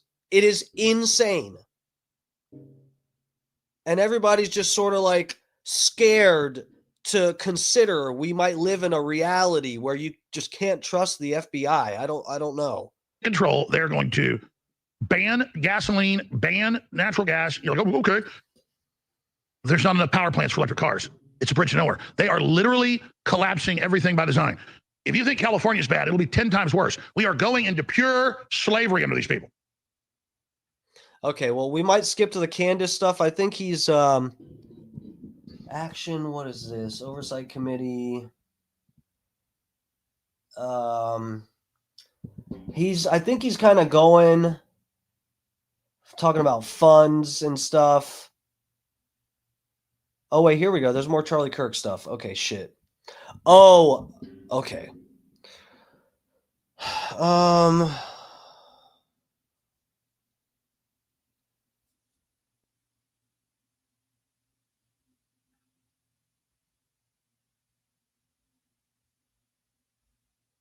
Let's see where he goes with some of this. Because some of this is interesting. There did seem, I've been seeing this too, there's tweets, a lot of tweets going around that people predicted this or knew about it before it happened. Charlie Kirk will be evaporated, liquidated tomorrow. He'll be dead tomorrow. A song produced locally, Charlie Kirk dead at 31. Him telling his parents he hated him and wanted to come after him. The now indicted and charged with capital murder, facing death penalty individual. But again, I'll get to the NSA in a moment. They can use these crazy groups you're monitoring that are going to go out, as I've said many times, when they're burning or shooting or killing or raping, as the cover for more professional contractors, government groups, or NGO groups, intelligence agency cutouts, to then actually launch a more professional attack. And that is very reasonable. And my Delta Force sources, some you've heard on air, Comstock had his own questions from his sources he trusts last week. But now I've talked to other people in Army Special Operations, current and former. I've talked to Navy SEAL this morning, who didn't even know I was about to cover this. He came in and showed me the video we just showed you. And there's others, similar reports. You got a flash up in the stairwell, and you got what looks like a bullet coming in the back of his neck. And I remember when we blew up the video of him getting shot in the neck, remember I said, man, that's a really big entry wound. I mean, 30-06 is big, but nothing like that. I mean, you'd have to have a 338 Lapua or even bigger on an entry wound. Let's show that blow up of him get shot. I hate looking at it. You got to see it. But then you notice the side and back splatter, so that's indicative of it goes in small, comes out bigger. Okay, well, I can't. I got to drop this now. Hold on. But if he's getting shot in the back of the neck, thank God I switched it off. It would be the front that blows out, like Kennedy gets shot up into the back, and the whole back of the head blows off. I mean, I've not ever shot any people, but I've shot deer. I've shot wild hogs. I've shot mountain goats in the head. And that's just because my shot wasn't good. I'm always aiming for the chest, the shoulder, straight on chest, return to the side, mid-shoulder. But, you're shooting something 600, 700, 800 yards. My longest shot's 900, whitetail, Fredericksburg. It was facing me jumped over the fence. Set my uncle's porch up on a hilltop, drinking a cup of coffee. Shot it with 308, right dead center in the chest. But I've done other shots where I shoot and I've hit a pig in the side of the head a couple times. I've hit deer in the head. And it goes in. You can't even see it, say a 308 hole. I mean, you got to move around the fur and you see the hole. But then the other side, whole side of the head blown out. Sometimes I've seen a whole brain of a hog blown out. I shot a hog with a 300 Win Mag one time at 200 yards. I thought I was shooting the shoulder. I don't know, it must have moved back or something, but I'm shooting the shoulder. I'm usually dead on with those. And I hit it right towards the back of the head, the bigger part. And it went in and the entire side opened up. It was weird. There was almost no blood. It fell right over and the brain was like blown out. No, we're with you. Joseph Thurman. Yeah, a lot of weird stuff going on there. A lot of weird patterns that you're required to ignore. Augusto Estrada, what do you think about Nick Fuentes? So I'm split on him. I worry. Look, anybody that gets more views than me, I assume that that's a Fed. I assume that they're a CIA plant. Because no way do the other people have a better stream than me. That is bullshit, and you all know it. Okay? But no, I do like some of the stuff Nick says.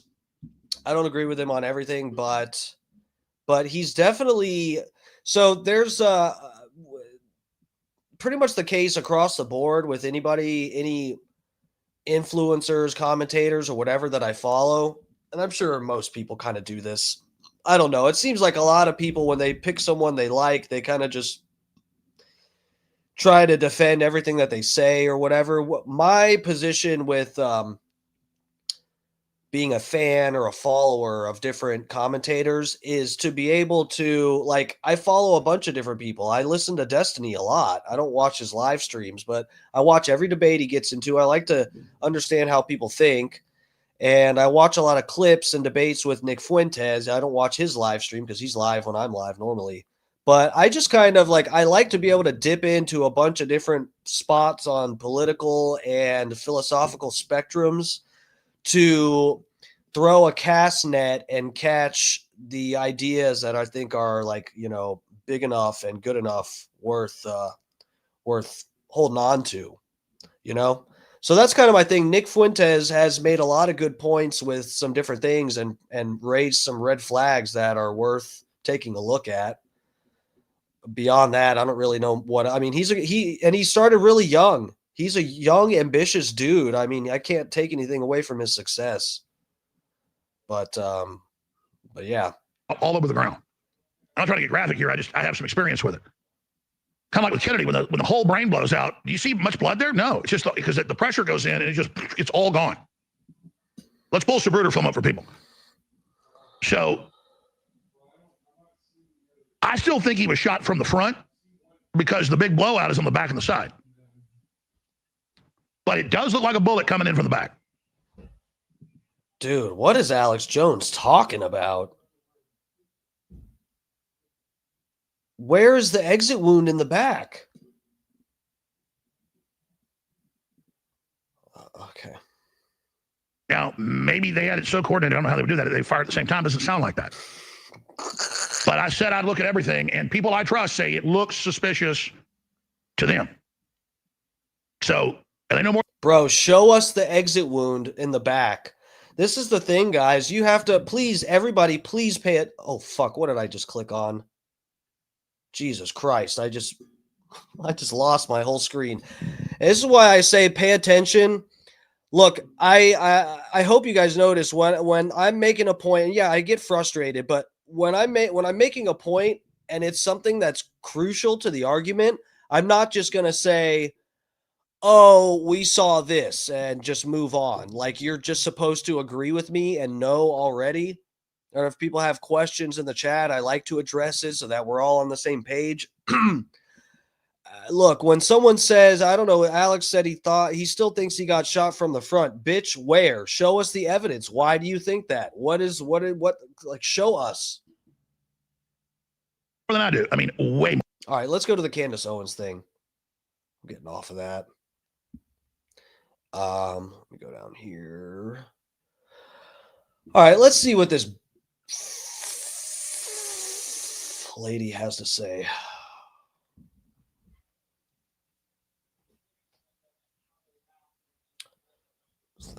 Okay, here we go. This might be ad-free too. She's probably in a no-ad algorithm. Here. All right, let me go down here in the corner, or I'll go here. That's fine. Fuck this bitch. Either. Anyways, don't think about it. Okay, so she's getting into here. Let's start it from the beginning. This is as much as I've watched. 5 minutes in. 30 seconds. Go to 0. All right, you guys, let's actually start today's episode with a game. I mean, the feds like to play games. Let's play a game. And this is one that everybody can join in on, okay? It doesn't matter how old or young you are. I want you to grab your cell phone and I want you to go to your text messages and search for certain terms, okay, that you just use when you speak to your friends. Terms that were just casually tossed into a conversation, the alleged conversation held between the 22. So this is this, I think, at least I know the beginning of this, Candace Owens, one of the things she touches on here is issues with the text messages that the FBI now says that they have texts back and forth between this suspect and his lover, question mark. This is funny because Candace is questioning this. And again, I told you, I watched PBD this morning. I normally don't catch them live. That's another one that I normally just see clips and debates and whatever. But I was watching them live because they were talking about some of the Charlie Kirk stuff. And they were all on the show unanimously agreeing, which never happens on there, that the text messages are 100% sketchy. The text messages look and sound so fake.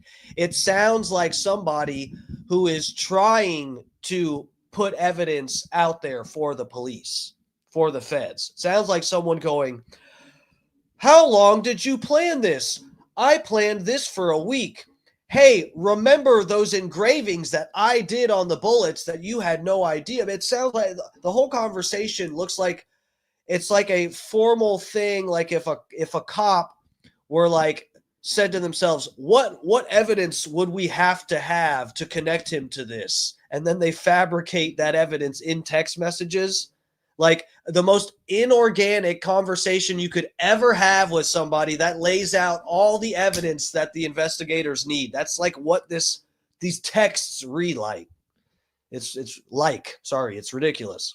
22-year-old alleged killer of Charlie Kirk, Tyler Robinson, and his 22-year-old boyfriend, Lance Twiggs, okay? The first term I want you to search is retrieve. Yeah, let's look it up. When is the last time that you used the word retrieve between you and a friend? Retrieve. I'm going to retrieve something. I played this game with my entire staff, and I was able to find, since dating back for the last 3 years, 2 messages where someone used that term. The first person was somebody that was former military, and the second person was a cop. Makes sense. Okay, we're not done playing this game. Second term that I want you to look for in your phone is vehicle. Vehicle. White Ice T in my chat. This is my boy. He's so right. White Ice T said, no young folks texting like that. Not one fucking emoji. Scott Starboard said 100%. Scott, we have been ahead of the curve over here. And I'm not trying to be fake humble. I can't take credit for it all. It's been us having a good community of an open discussion in the chat and fucking exploring as many lines of evidence, being real and not avoiding anything. Anytime someone's brought something up to me in the chat that is a legitimate concern, even people trolling me, I use that as an opportunity to show you guys the evidence that I think we have and why I believe it and the quality of such evidence. Well, I mean, what pops up for you? Is that something that you say? I'm just going to go outside to my vehicle. I left something in my vehicle. I'll be right back. I just parked my vehicle outside. I don't remember where I parked my vehicle. What's popping up for you? Oh, probably literally nothing. Maybe something related to the DMV. That's what came up for me. Things about the DMV. I think for Skylar, something came up for his car wash. Your vehicle is ready. Sounds pretty professional. I don't know what to tell you guys, though, because what they're telling us is that is just the way the 22-year-olds are speaking these days. Apparently, they just shoot the breeze with one another, and they say vehicle and retrieve. And if you don't believe me, then good. You shouldn't believe that. You shouldn't believe me when I say that. So welcome back to Candace.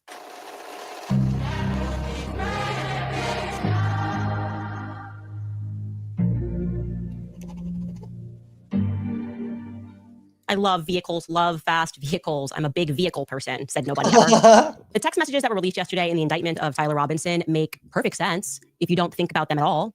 Like literally, if you suspend all reason, all rationality, then they can make perfect sense. That's the only way. You just have to stop thinking. You got to get to that point where you're like, are we still talking about Jeffrey Epstein? This is literally, and I'm going to say that word too much, but this is actually how you have to digest all of the evidence the FBI has been putting out.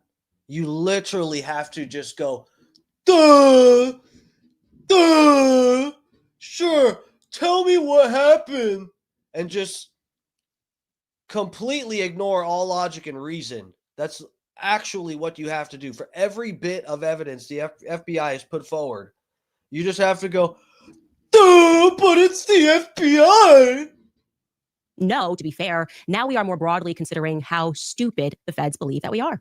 And the frankly obnoxious messages that someone strung together must clearly be for either our or their own entertainment. So I want to hyper-focus on those. I want to actually hyper-focus on what exactly is wrong with these text messages between Lance and Tyler. Now, first and foremost, the obvious thing, there's no timestamps. Right away, major red flag. Very easy to say he sent the first message at this time. It's a part of your investigation, right? Everybody is on edge globally wanting to know what happened. They just remove that. But don't worry, you guys, because like I told you, one of the things that me and Charlie always believed in was that we could work harder. And I got to tell you, these devils are working pretty hard, but we can work harder than them, okay? And I decided to go back and on the basis of what Tyler Robinson allegedly writes to his lover, I decided I could work them into the timeline. I could work out an approximate timeline, at least, for us to look at visually for when they had to have been sent on the basis of what he's saying, right? Because he says certain things that were not revealed to the public at a certain time. So we're going to do that.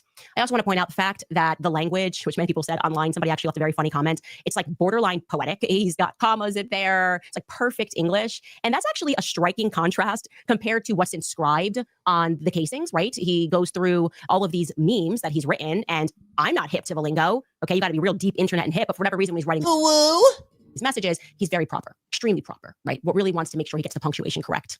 Anyways, it is so funny. And guys, I did it too, just because I've never seen, I have probably seen it and not realized what I was looking at. The ooh woo. It is so funny. The people to this day that they don't know how to pronounce it when they're reading what this guy inscribed or whatever, the ooh woo. It is so funny still to this day watching everybody go, O-W-O? Let's just dive right back into the timeline. Let's dive right back into this conversation. And we're at first going to focus on the third message. And don't forget, just to lead up into this, they are telling us that at no time that we're allowed to know on September 10th, after Charlie Kirk was shot, the roommate, that's Lance, received a text message from Robinson, which said, "Drop what you are doing, look under my keyboard." And so Lance, I don't know what he does all day, but he can do that. He knows he's home. And Lance then runs, I'm saying he ran prances, who knows, and looks, and he sees this note. And to be clear, we're never going to be able to see that note because the feds have since told us that the note was destroyed. But even though he destroyed the note, he took a picture of it. Yeah, that makes sense, because if you're going to destroy something, the best thing to do is to take a picture of it. The feds saw the picture, but we're not going to be able to see either. Anyways, don't think about it if you want it to make sense. Then we find out that Lance... That's super convenient for the FBI that they had the evidence and it's destroyed, but somebody took a picture of it. That's just like, all of this is so convenient for Kash Patel. I'm so happy for him. He's a very lucky man to just have all of this bullshit evidence. Yes, decided to take a picture and then text Tyler back. And here is where he asks him, Lance says, "Tyler, what? You're joking, right?" This, the note said, "I had the opportunity to take out Charlie Kirk and I'm going to take it." So Lance is like, "What? You're joking." And Robinson says to him, Tyler says, "I'm still okay, my love, but I..."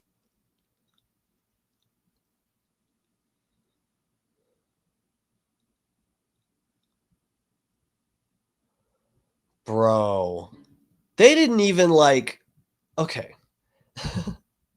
They didn't even do us the honor of giving us, don't most of the time when people are showing texts, guys, when they didn't even bother doing Photoshop to make it look like texts in a phone. This is actually someone else transcribing supposedly what was in these texts. They won't even show us the screenshots of them having actually been in a phone. This is all we get, is someone's secondhand transcribing of a conversation that they swear they saw in text messages. You know what I'm saying? They won't even show us the setup of an iPhone. He's going iPhone to iPhone, so it's blue messages or whatever, however it works. Green if you don't have, I don't even remember anymore. But they won't even show us the actual messages in a phone. They let some fucking intern type this out. Guys. I'm stuck in Orem, that's the town, okay, that UVU is at, for a little while longer yet. So poetic. A little while longer yet. I'm gonna look that up on my phone later. Oh, that's the thing too. Candace just said that they don't even have a timeline. They need to put timestamps next to these. They're giving us the tiniest, most minuscule amount of evidence that we, need. They're not giving us what we need. They're just giving enough evidence out there to make a fucking stupid person say it makes sense. Someone who is, and this is what I think they're betting on, guys, is this evidence. If you will notice how people are reacting to this shitty, low-level standard of evidence is enough to convince you, if you are foaming at the mouth and just want to have a fucking civil war, which is what I think they're pushing us towards. This evidence is more than enough to make you go, yeah, you know what? I fucking hate trans people. Look at how he's texting his trans boyfriend. This is just enough to make people, and it's also, if you notice, enough, that's for the people on the right. It's also enough for the left-wing people to say, oh yeah, we shot Charlie in the neck. We got him in the neck. It's just enough evidence for the retards on both sides of the political spectrum to want a civil war. It's just enough. But if you're paying attention, you're not way too far on one side of the spectrum. If you're paying attention, you go, this doesn't make sense. Everybody pump the brakes. It'll be long until I can come home, but I gotta grab my rifle still. To be honest, I had hoped to keep this secret till I died of old age. I'm sorry to involve you. Now, I want to jump to this next message because it gives us a timeline. Keith says to him, I assume right away, Lance says, you weren't the one who did it, right? And Robinson says, I am. I'm sorry. And the roommate says, I thought they caught the person. Okay. And Robinson responds, no, they grabbed some crazy old dude. Well, they dropped the manifesto for this. Truth is Unbreakable said the texts were written by Antifa's version of Chat GPT. It's Chat LGBT. then interrogated someone in similar clothing. I had planned to grab my rifle from my drop point shortly after, but most of that side of town got locked down. It's quiet, almost enough to get out, but there's one vehicle lingering. Okay, so that lets us actually be able to drop that into the timeline pretty simply. Why? Because we know, we can pull up this timeline, that they at first thought it was George Zinn, so that's who he's referencing, some crazy old dude. And on the timeline, Skylar, if you want to pull that up so we can go through it, what time Charlie gets shot at 12:23 p.m. Scroll down a bit. George Zinn, we learn about 30 minutes after that, George Zinn, the decoy boy, that's when it's announced that he's a suspect. Dude, the timeline thing is very important. If they gave us a timeline, we could actually, if they fucked up and these texts were sent at the wrong time, this is how we could debunk some of this, but they're not even allowing us to get a timeline from the text that they put out. The FBI doesn't even have their story straight enough that they have the confidence to give the public the timestamps for these text messages so that they can cross-reference them with the facts as they seem to be, align them with all the other facts. I see Bird. What up? What up? Welcome. Nonstop Charlie Kirk coverage over here. What was I going to say? Fuck. There was somewhere else I was going to go with this. Oh, timelines. We'll come back to it later if we got time. In custody by the Utah police. But it's not until, by the way, 5:30 p.m., because he mentioned that second suspect, and he curiously says in that correspondence that he's wearing similar clothing, which I find to be strange. We don't know what that second. That's the second subject, guys. Remember, I told you about that earlier tonight, and I haven't watched Candace's video here, by the way. I only got 5 minutes in and decided to save it for the stream. So this is what I'm saying. We're on suspect number 3. The FBI are at least presumably they're 2 and 1 if you think they have the right guy. They could be they're fucking they're 1 and 2 if you think if they have the right guy. They're 0 and 3 if they're on the wrong suspect. Again, this is the third suspect that they've taken into custody thinking that it's the shooter. Second suspect is wearing until 5:30 p.m. When Governor Cox, 12 minutes into a press conference began at 5:30 p.m., mentions that the second suspect, who is a person of interest, is wearing all dark clothing. So the earliest that message could have been sent out is after 5:30 p.m. I think it's unlikely because I think, again, this is all made up, these messages, because he says wearing similar clothing. Okay, he tells us dark clothing. What's similar about that? This guy allegedly, when he did this, was wearing dark jeans and a black shirt. So that's like everyone on campus, okay? Nobody in the press conference says, oh, we picked him up because he was wearing something similar to the shooter. So that language right there is actually a mistake from the feds. But again, it allows us to be able to plot it into the timeline. So that's good. Okay, timeline is back up here. And we then know Kash Patel tweets that the subject in custody has been released. Our investigation continues. That was a mistake. The guy in the darker clothing, we don't know who that is. And then it's after, again, like I said, that these correspondences then had to take place. So we're talking about late in the evening. Okay, 6 hours on. I'm wondering what it is that Tyler Robinson is doing throughout this entire time. Skylar, you can keep this up because I want to keep scrolling, okay? What he's doing throughout this entire time, because that's a very long time for him to be just around campus. But then luckily, he's going to let us know what he's doing, right? He's going to jump right in here and he's telling us that he's close to the scene. We know in this conversation that he then says to Lance that he's looking to get that rifle, right? He says, I'm wishing I had circled back and grabbed it as soon as I got to my vehicle. I'm worried what my old man would do if I didn't bring it back. Oh, I'm sorry. Let's actually go earlier. He then tells us his alibi, which is amazing, right? He's saying, I'm lingering around there. I'm trying to get the vehicle. And then, of course, as you always do when you're trying to clean up things, you then spell out your alibi, right? Lance asks him, why did you do this? And Robinson says, I had enough of his hatred. Some hate cannot be negotiated out. If I am able to grab my rifle unseen, like I'm trying to clean up the scene, but also I'm telling you exactly what my motive is here, I will have left no evidence. I'm going to attempt to retrieve it again. Hopefully they have moved on. I haven't seen anything about them finding it. Okay, so we are now late in the evening. He's still hanging around. The roommate then comes and says, how long have you been planning this? He says, a bit over a week, I believe. I can get close to it, still trying to get close to that rifle. So I'm wondering if maybe the feds might drop us some footage, right? We should be able to see some footage. He's got to be idling in his car. You've been speaking about how he has this car. I'm assuming he's not just sitting in the woods or sitting on a sidewalk. This is a quote unquote manhunt. So where is he casually sitting, lingering, loitering? I don't know, but that would be some pretty good footage that they could release if they don't want us all to become a conspiracy theorist, okay? He then says, yeah, I've been planning this for a bit over a week. I can get really close to it, but there's a squad car that's parked right by it. That's the drop-off spot. I think they already swept the spot, but I don't want to chance it. And then he tells Lance that I'm wishing I had circled back and grabbed it as soon as I got to my vehicle. Yeah, that's a vehicle. I'm worried what my old man would do if I didn't bring back Grandpa's rifle. I'm going to tell exactly where I got this rifle from, okay? I don't know. I don't even know if it had a serial number. Weird, because he's been playing this for a week. He might have checked. Now all of a sudden he's getting into details and is wondering if it had a serial number. That seems a little strange to me, but it wouldn't trace to me. Of course, you just told us in writing that it's your grandpa's. Definitely trying to cover your tracks.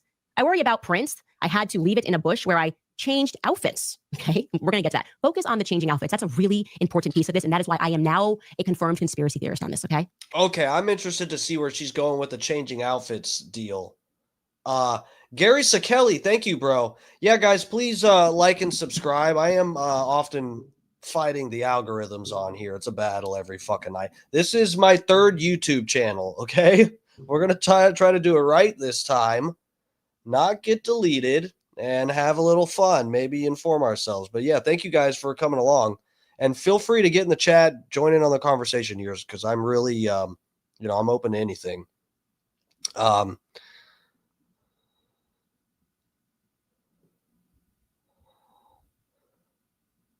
Harrison Smith is rugged as hell, brother.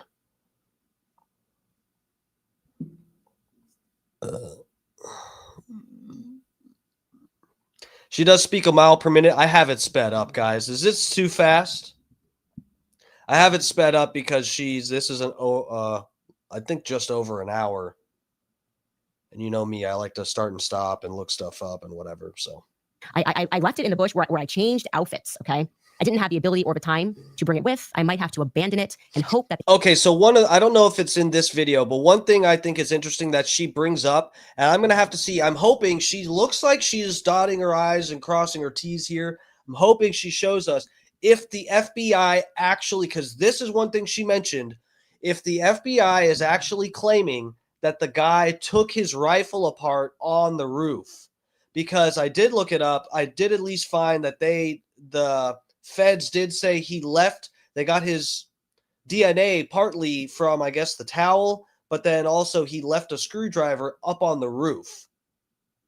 So I think they said he took it apart. Maybe they didn't. We'll see what she goes into with that. But the thing with him having a rifle on the roof, or not rifle, the screwdriver on the roof, would he have brought it up there if he's not going to use it to put together and or take apart the gun? And if they are claiming he took apart the gun, then jumped off the roof with it, and that's why it doesn't look like a full-size rifle in a rifle case or anything. Looks like he might have one that's like broken down. I don't know. We can look at that again if we really need to. But if they are claiming he took the rifle apart on the roof, then it doesn't line up with the footage, because as she will mention, he starts running right away. Charlie Kirk gets shot, and the people inside the building that filmed the shooter, in quotation marks, running across the roof, he ran immediately. There was no time for him to break or disassemble the rifle. They don't find prints. How the F will I explain losing it to my old man? Only thing I left was the rifle wrapped in a towel. That's the only thing. Otherwise, it was a perfect job. It was top of the line, professional job. The only thing I left behind was the weapon with my prints on it. Oh my gosh, right? Like that's kind of amazing. Okay. Then he, of course, explains, remember how I was engraving the bullets? The effing messages are mostly a big meme. I know I speak proper here, but it's just a meme that I was writing. I wrote, notice his bulge on Fox News. I might have a stroke if they say that, right? If I see notice his bulge on Fox News, I might have a stroke. All right, I'm going to have to leave it. Oh, that really often sucks. It's almost perfect. Okay, so. Notice his bulge. Ooh, woo. He then ends this message. This is all from the day. This is all we have from September 10th, okay? Judging from today, I'd say Grandpa's gone. I want to make it very clear. This is Grandpa's gone, okay? Nobody should question this narrative because he has put it all here. I'd say... I see Bird. A lot of not checking the roofs over the past few years. Yeah, that's a problem. People got to start checking the roofs. When I went to... there was a Charlie Kirk vigil here in Tampa that I went to that was in downtown Tampa. And... dude, we went out there, and I will say it felt fairly safe. There was a good amount of police presence, but Kevin Posobiec was there. Jack Posobiec's brother, apparently, which I did not know this person existed until I went there. And it was like the leader of the Young Republicans. I forget his name, but for Tampa, he was there. He organized the event, and Kevin Posobiec was there wearing a bulletproof vest. And the whole time I was filming the vigil, you can go watch it on my channel there. I still got it up, the live video from that night. It was this past Sunday, but The whole time I'm trying to film the vigil, and I'm literally doing this the whole time, just holding my phone and going.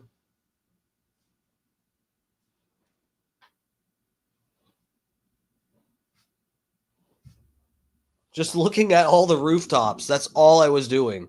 I barely paid attention to the vigil. Grandpa's gun does just fine. I don't know. I think that was a $2,000 scope. Okay, so that ends that exchange. Now, I have a couple of notes here that I put here at the end of day one as we worked in this correspondence, which all had to happen, let's call it 7 p.m. earliest, as I say here, which I want to be clear. The campus is 4 hours, 3 to 4 hours away from where Tyler and Lance live together. We have a map here to show you that. So he's just loitering until, like I said, earliest. He's signifying around like 7 p.m. that he's still very close to campus. That's a long day. That's a real long day, just waiting to see when you can go in there. And there's a manhunt, and he's chill. He's chill because he's changed his outfit. How do we know he changed his outfit? Because he made it very clear that he drops the clothes, his shooting clothes, right there. He got changed. He didn't have time to take the rifle that was in the that he put in the towel, but he did have time to change. That totally makes sense. And then for whatever reason, he had to leave the rifle with the prints on it. Okay. What's interesting about that though is we should recognize that curiously what they removed from this indictment, again, relevant to the clothes, was the fact that, and the governor's going to say it, that we are told that he at first enters campus on this day at 8:07 a.m. TMZ shows us the footage, remember, of the man wearing a maroon t-shirt and shorts. That's how this day begins. That is walking through a neighborhood just outside of university grounds. The Governor Cox has confirmed this is him. Not mentioning the indictment. That's curious. Seems very relevant. Surely, you guys should be mentioning that. The outfit, what did he do, by the way? From 8:07 a.m. when he walked onto campus to when he is then seen walking back onto campus at 11:51, that's about 4 hours. Something else the feds could release to dispel any conspiracy theories would be him walking back to his car, which you're telling us he then goes back to campus and he's in a different outfit. Can we get him leaving campus? We know the place is covered with cameras. That would make me feel better if you showed us him leaving campus and then we see him coming back in a different outfit. Again, not clear why he couldn't just wear the outfit he was going to wear, since I would imagine you've got thousands and thousands of students that are wearing something as casual as a black t-shirt and blue jeans. I understand a need for a change if you're in a sniper outfit, or if you're wearing a Barney costume. If you showed up and you're wearing a full Halloween costume, then yeah, maybe you should change. But this is just an average college kid outfit. This is just what you expect to see on campus. Just what boys wear. Anyways, like I said, those are my points from day one. The feds can release that. And also, I'm wondering, where did Tyler spend the night? Can they clarify that? He certainly couldn't have made it out of a rent and back there and back to his home. I'm coming home soon. Would have been the wee hours of the morning. This would have been a good time, by the way, if you're really trying to get away with this, to tell your lover to delete the text messages. But he doesn't do that. He's not going to tell him to delete the text messages on this night. Presumably he saw him. They didn't say he went home to his parents' house. So what happened overnight? When did he get home? He's been so thorough in describing that cleanup job. And by the way, we know that Discord is going to later say that those messages were not coordinated on their server, which I would say was definitely a part of the broader plan. Okay.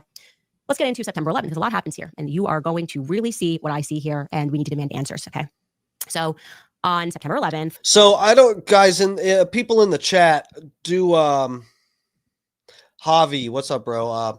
Assuming a fair investigation by the FBI, could there be evidence that the FBI has that the public doesn't want to have access to? Oh.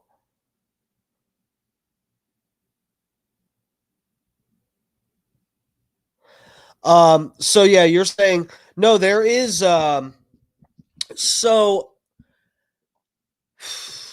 this is where it gets it does get murky with questions like this, but regardless, this sort of, even if you're considering this, it doesn't disprove us having suspicion of the FBI. It's a fair point to say, well, maybe they're holding back some evidence and there's some reason they're actually still investigating, and there's certain evidence, videos of him walking certain places that we want to see and whatever, and but they can't release it because they're still investigating.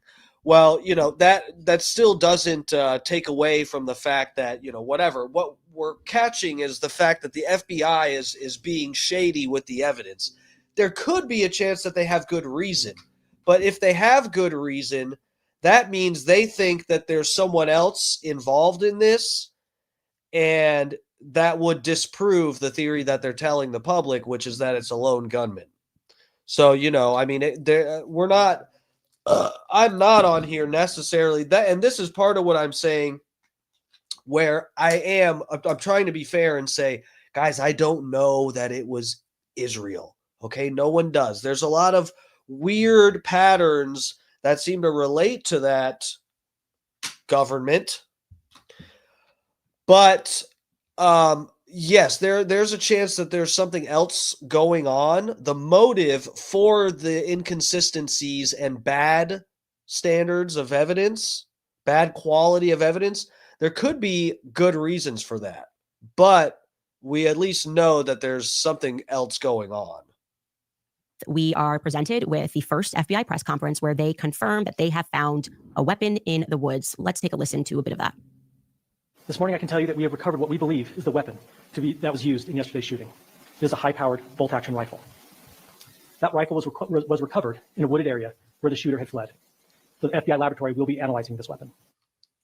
Now, I wouldn't say the shooter had fled, just based off of what he was just kind of lurking around, ready to go get his weapon back. Okay, like for a long time, but whatever. Let's go with that. Then what we have after that 7 a.m. press conference. Bro, I am confused by this too. But this is what I was going to ask, and I got distracted by Javi's question. So, man, maybe I'm missing something. And again, there's enough that I feel like we've already picked up on that discredits the FBI enough to just say I don't. For me to say I don't trust fucking anything they're saying. But I'm interested to understand the logic behind the changing of clothes and dropping the rifle in a bush and then being worried about going back and getting it. I don't understand the law. I mean, I am a little retarded, but I'm not sure what I'm missing. I actually don't understand what the point of all that is. It almost like seems like just a bunch of stupid added details to try to make it sound like some kind of fucking, scheme. Like someone's plan that, they kind of planned out, but it just went wrong and they got caught. Or I don't know. It doesn't make sense. Is that exclusively our guys, our resident guys over at the New York Post, every exclusive ever, Jeffrey Epstein's death pictures, Ghislaine Maxwell found at an In-N-Out. It's always the New York Post, okay?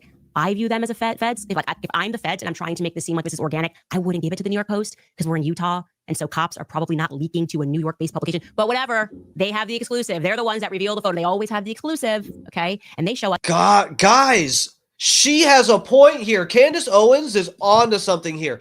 The New York Post. This is the same. We talked about this on the stream. This is the New York Post is the outlet that did the fake pictures of Ghislaine Maxwell. She mentioned having the exclusive. Candace Owens is leaving this out. The New York Post edited. They fucking photoshopped pictures of Ghislaine Maxwell at the In-N-Out Burger. We've been over this a bunch on my stream.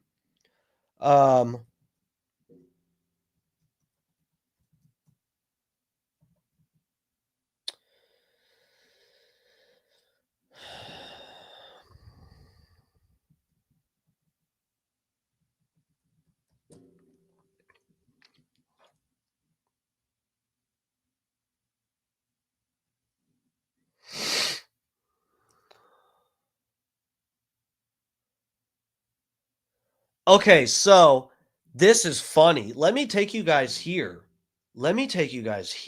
Oh my God. They've got the AI running defense right now. Holy fuck, guys. We've been over this on the stream. We know this is verified as true. Look at this. Okay, let me go down here so you guys can see as well as possible. And my fucking screen is doing crazy shit again.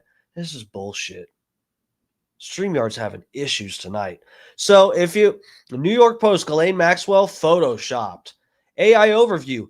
There is no reliable public reports or verified instances indicating that the New York Post has photoshopped images of Ghislaine Maxwell. While some news organizations have been accused of altering images in the past, there's no widely reported evidence the New York Post doing so. Bullshit. Scroll down. Business Insider, Ghislaine Maxwell, In-N-Out photo may be photoshopped.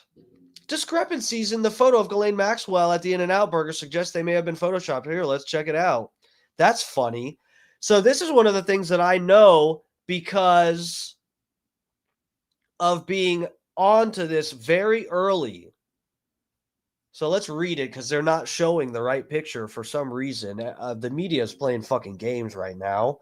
But so here we go. Ghislaine Maxwell, Jeffrey Epstein's alleged trafficking associate, was missing ever since Epstein was arrested. So this was initially, I was worried that they didn't even have Ghislaine Maxwell in jail because the New York Post is faking pictures of her at In-N-Out Burger. These pictures are edited.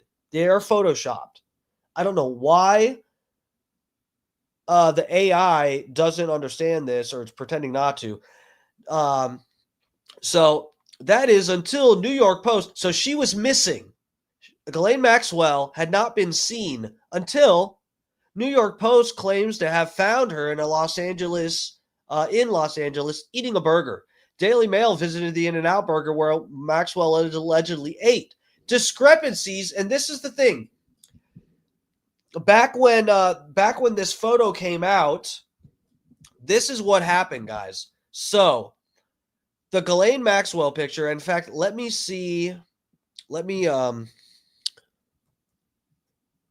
pull the New York Post article up.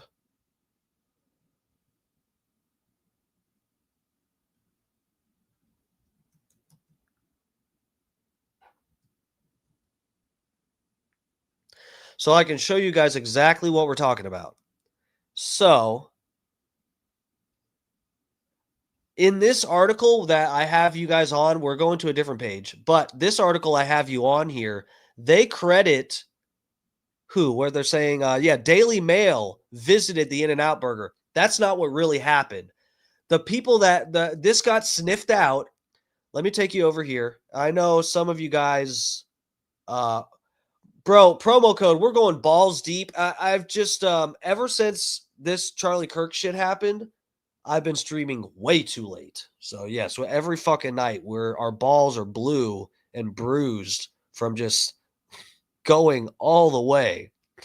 Let me take you over here. So the day that Ghislaine Maxwell got these pictures released, these were released from the New York Post. Here, let me close these.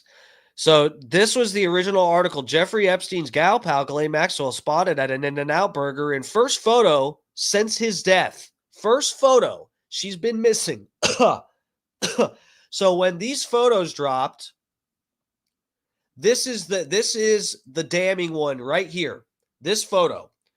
When this photo came out, somebody, and I wish I could find this guy's profile. I should have emailed it to myself, or I thought I could find it easily again. I don't know why I didn't. But the real story behind this, how this was found out, was that when these photos were released by the New York Post, this guy who was just being funny, I guess he either owned or went and bought this same type of top. He had a light blue kind of sweater, and he had short black hair. He almost looked like Ghislaine Maxwell. He may or may not have had glasses, but when this photo dropped by the New York Post, this guy just trying to meme went to In-N-Out Burger, this same one, sat in this seat, and had his friend take a picture of him. This guy's picture that was posted the same day that this New York Post article came out, this ad in the background is different. This bus stop ad, it says "Good Boys." This is a different ad in this other guy's photo. So it was edited. This and then apparently, I think it was Daily Mail or somebody actually got in touch with the bus stop, with the company that does the advertisements on this bus stop, and they that company confirmed that this ad, "Good Boys," back here, this ad right here on the bus stop, was not in circulation at their bus stop. This ad never even existed at their bus stop. They confirmed this. Even if you don't believe that, they'll lay it out for you here that when the Daily Mail went down there, and they went down there because they saw this other guy's picture. This other guy posted his picture, and everybody, the autistic people like me, noticed that the ad was different in the background. So the Daily Mail went down there. Let me get you back to this other article. They'll explain it. They'll lay it out for you. But the Daily Mail is taking credit for this, but really it wasn't them. It was some random guy memeing on Instagram. It's literally what it was. So here we go. I'll go down. What is this? I'll go down here. Get rid of that so you can see everything. Okay, so Daily Mail visited the In-N-Out Burger where Maxwell allegedly ate and found some discrepancies from the photos. A representative for an advertising agency that oversees a bus stop poster in the Post photograph thinks the photos were photoshopped. Eat shit, AI. Google AI is lying. Exhibit A.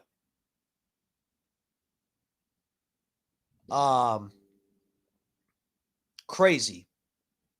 So this is what we're now. This is even sketchier. The New York Post is involved with breaking evidence to the public related to this case. That the New York Post is, there are feds. She is right. Candace Owens is right about this. There's something up with the New York Post when they're photoshopping pictures for Ghislaine Maxwell. Guys, we're so fucked. How can we ever expect to be told the truth on any of this?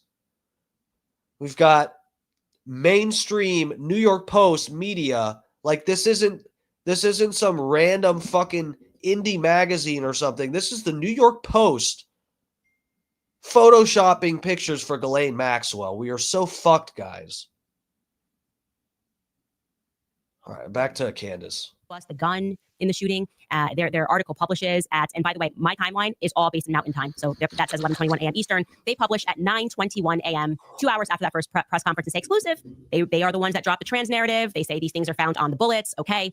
And then just 7 minutes later, the FBI, Salt Lake City, drops static images of the alleged shooter walking up the stairs. Okay. So now we can see on our timeline, that's around 10 a.m. in the morning, Salt Lake City time, Mountain Time.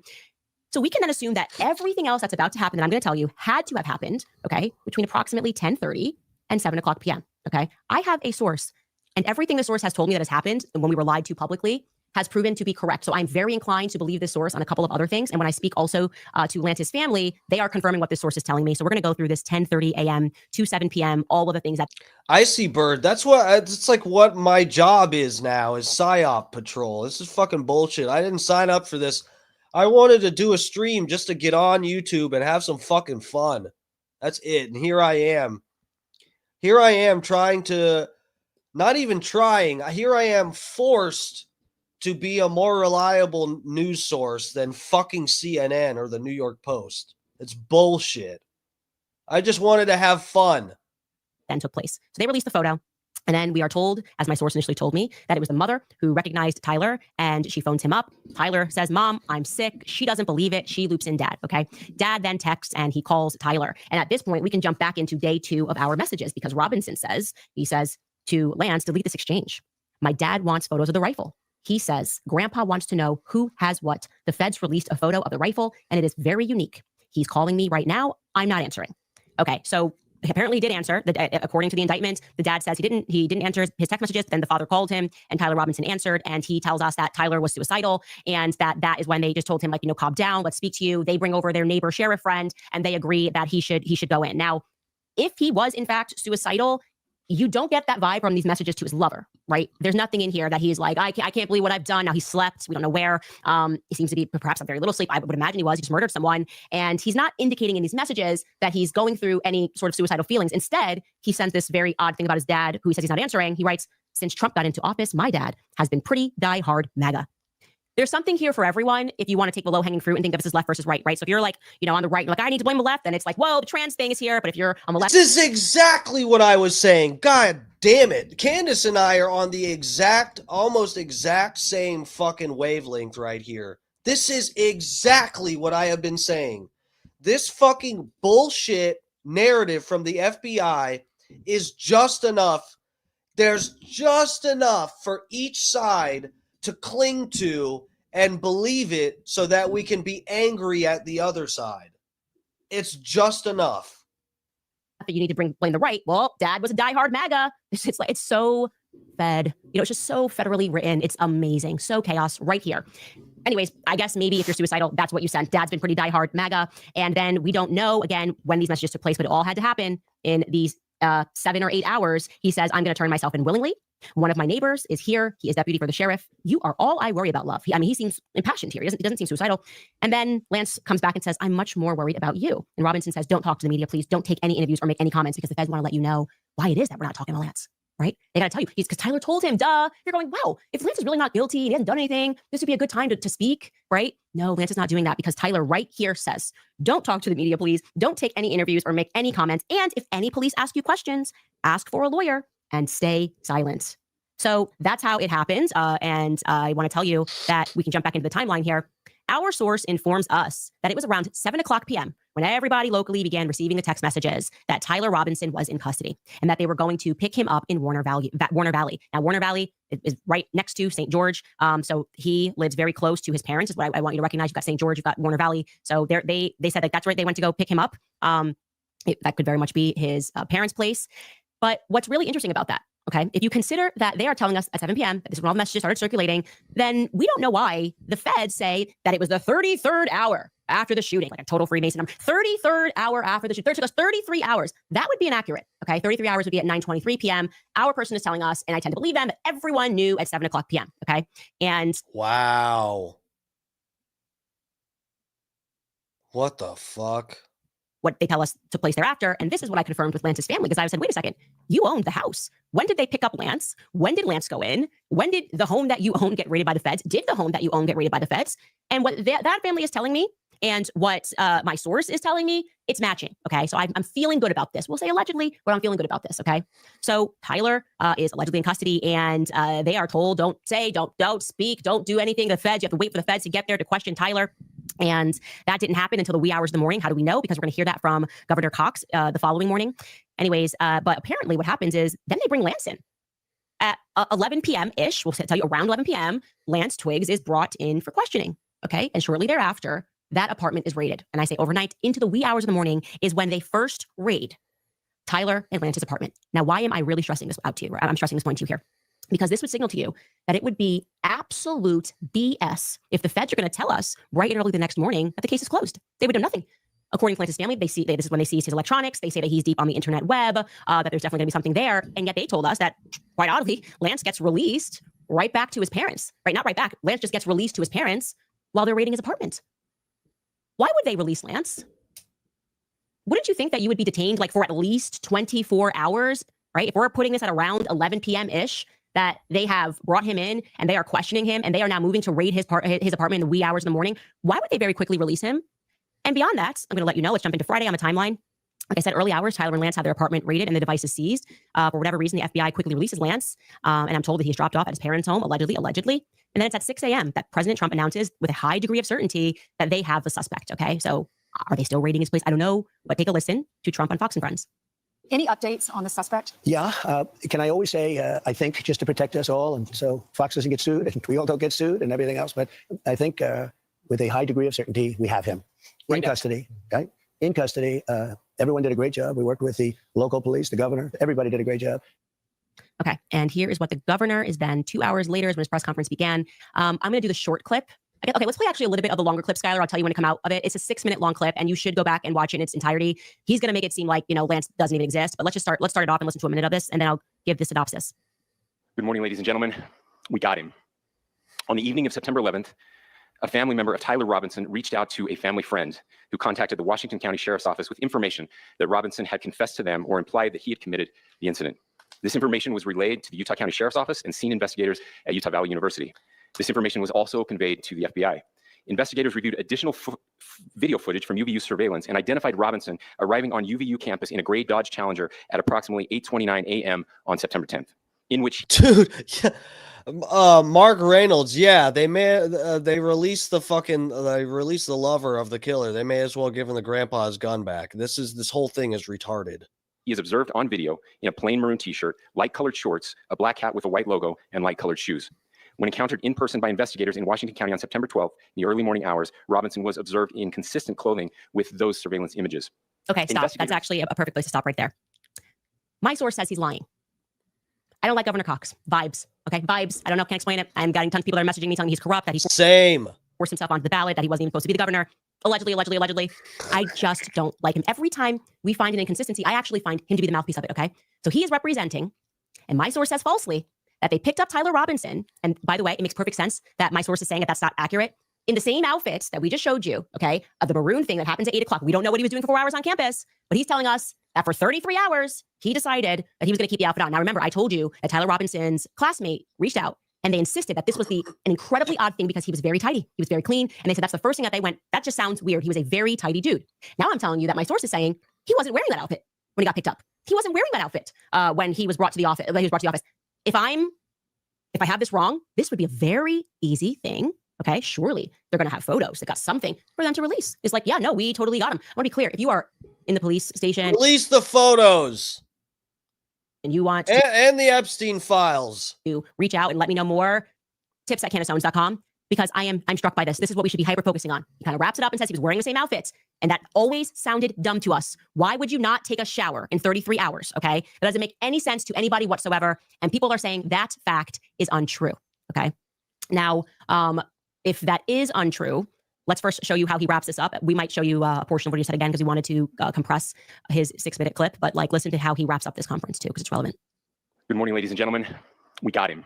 This is a very sad day for our country, a terrible day for the state of Utah. But I'm grateful that at this moment, we have an opportunity to bring closure to this very dark chapter in our nation's history.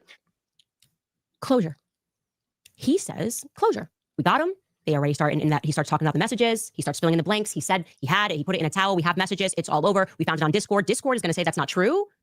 So who made up these messages? When were these messages made up is the question. If Discord's saying they don't exist, this signals to me that these messages were just created, right? And I'm further feeling that way because there's no timestamps. Again, I want to be proven. The check that Discord got, I've evidently did not clear, and they are denying that these messages were sent through them. That sucks for Kash Patel. Man, he's just taking them on the chin lately. Wrong. Okay, I don't like this at all. And we got him. It's over, and we can turn the page with finality. Would you? Brian from Philly's up in here. What's up, bro? Welcome. Thanks for joining us. Jimmy Kimmel got fired. I heard that on Alex Stein's show. That's pretty wild. It's pretty wild. You know, and fuck Jimmy Kimmel, because you know what? Jimmy Kimmel, every time I've played any small, tiniest little snippet of his show on my stream, I get hit with a fucking copyright. At least it's not a strike, but it's the kind that it doesn't strike my channel, but it makes my fucking video disappear until I edit it out of my stream. 5 seconds of Jimmy Kimmel, and I get fucking butt fucked.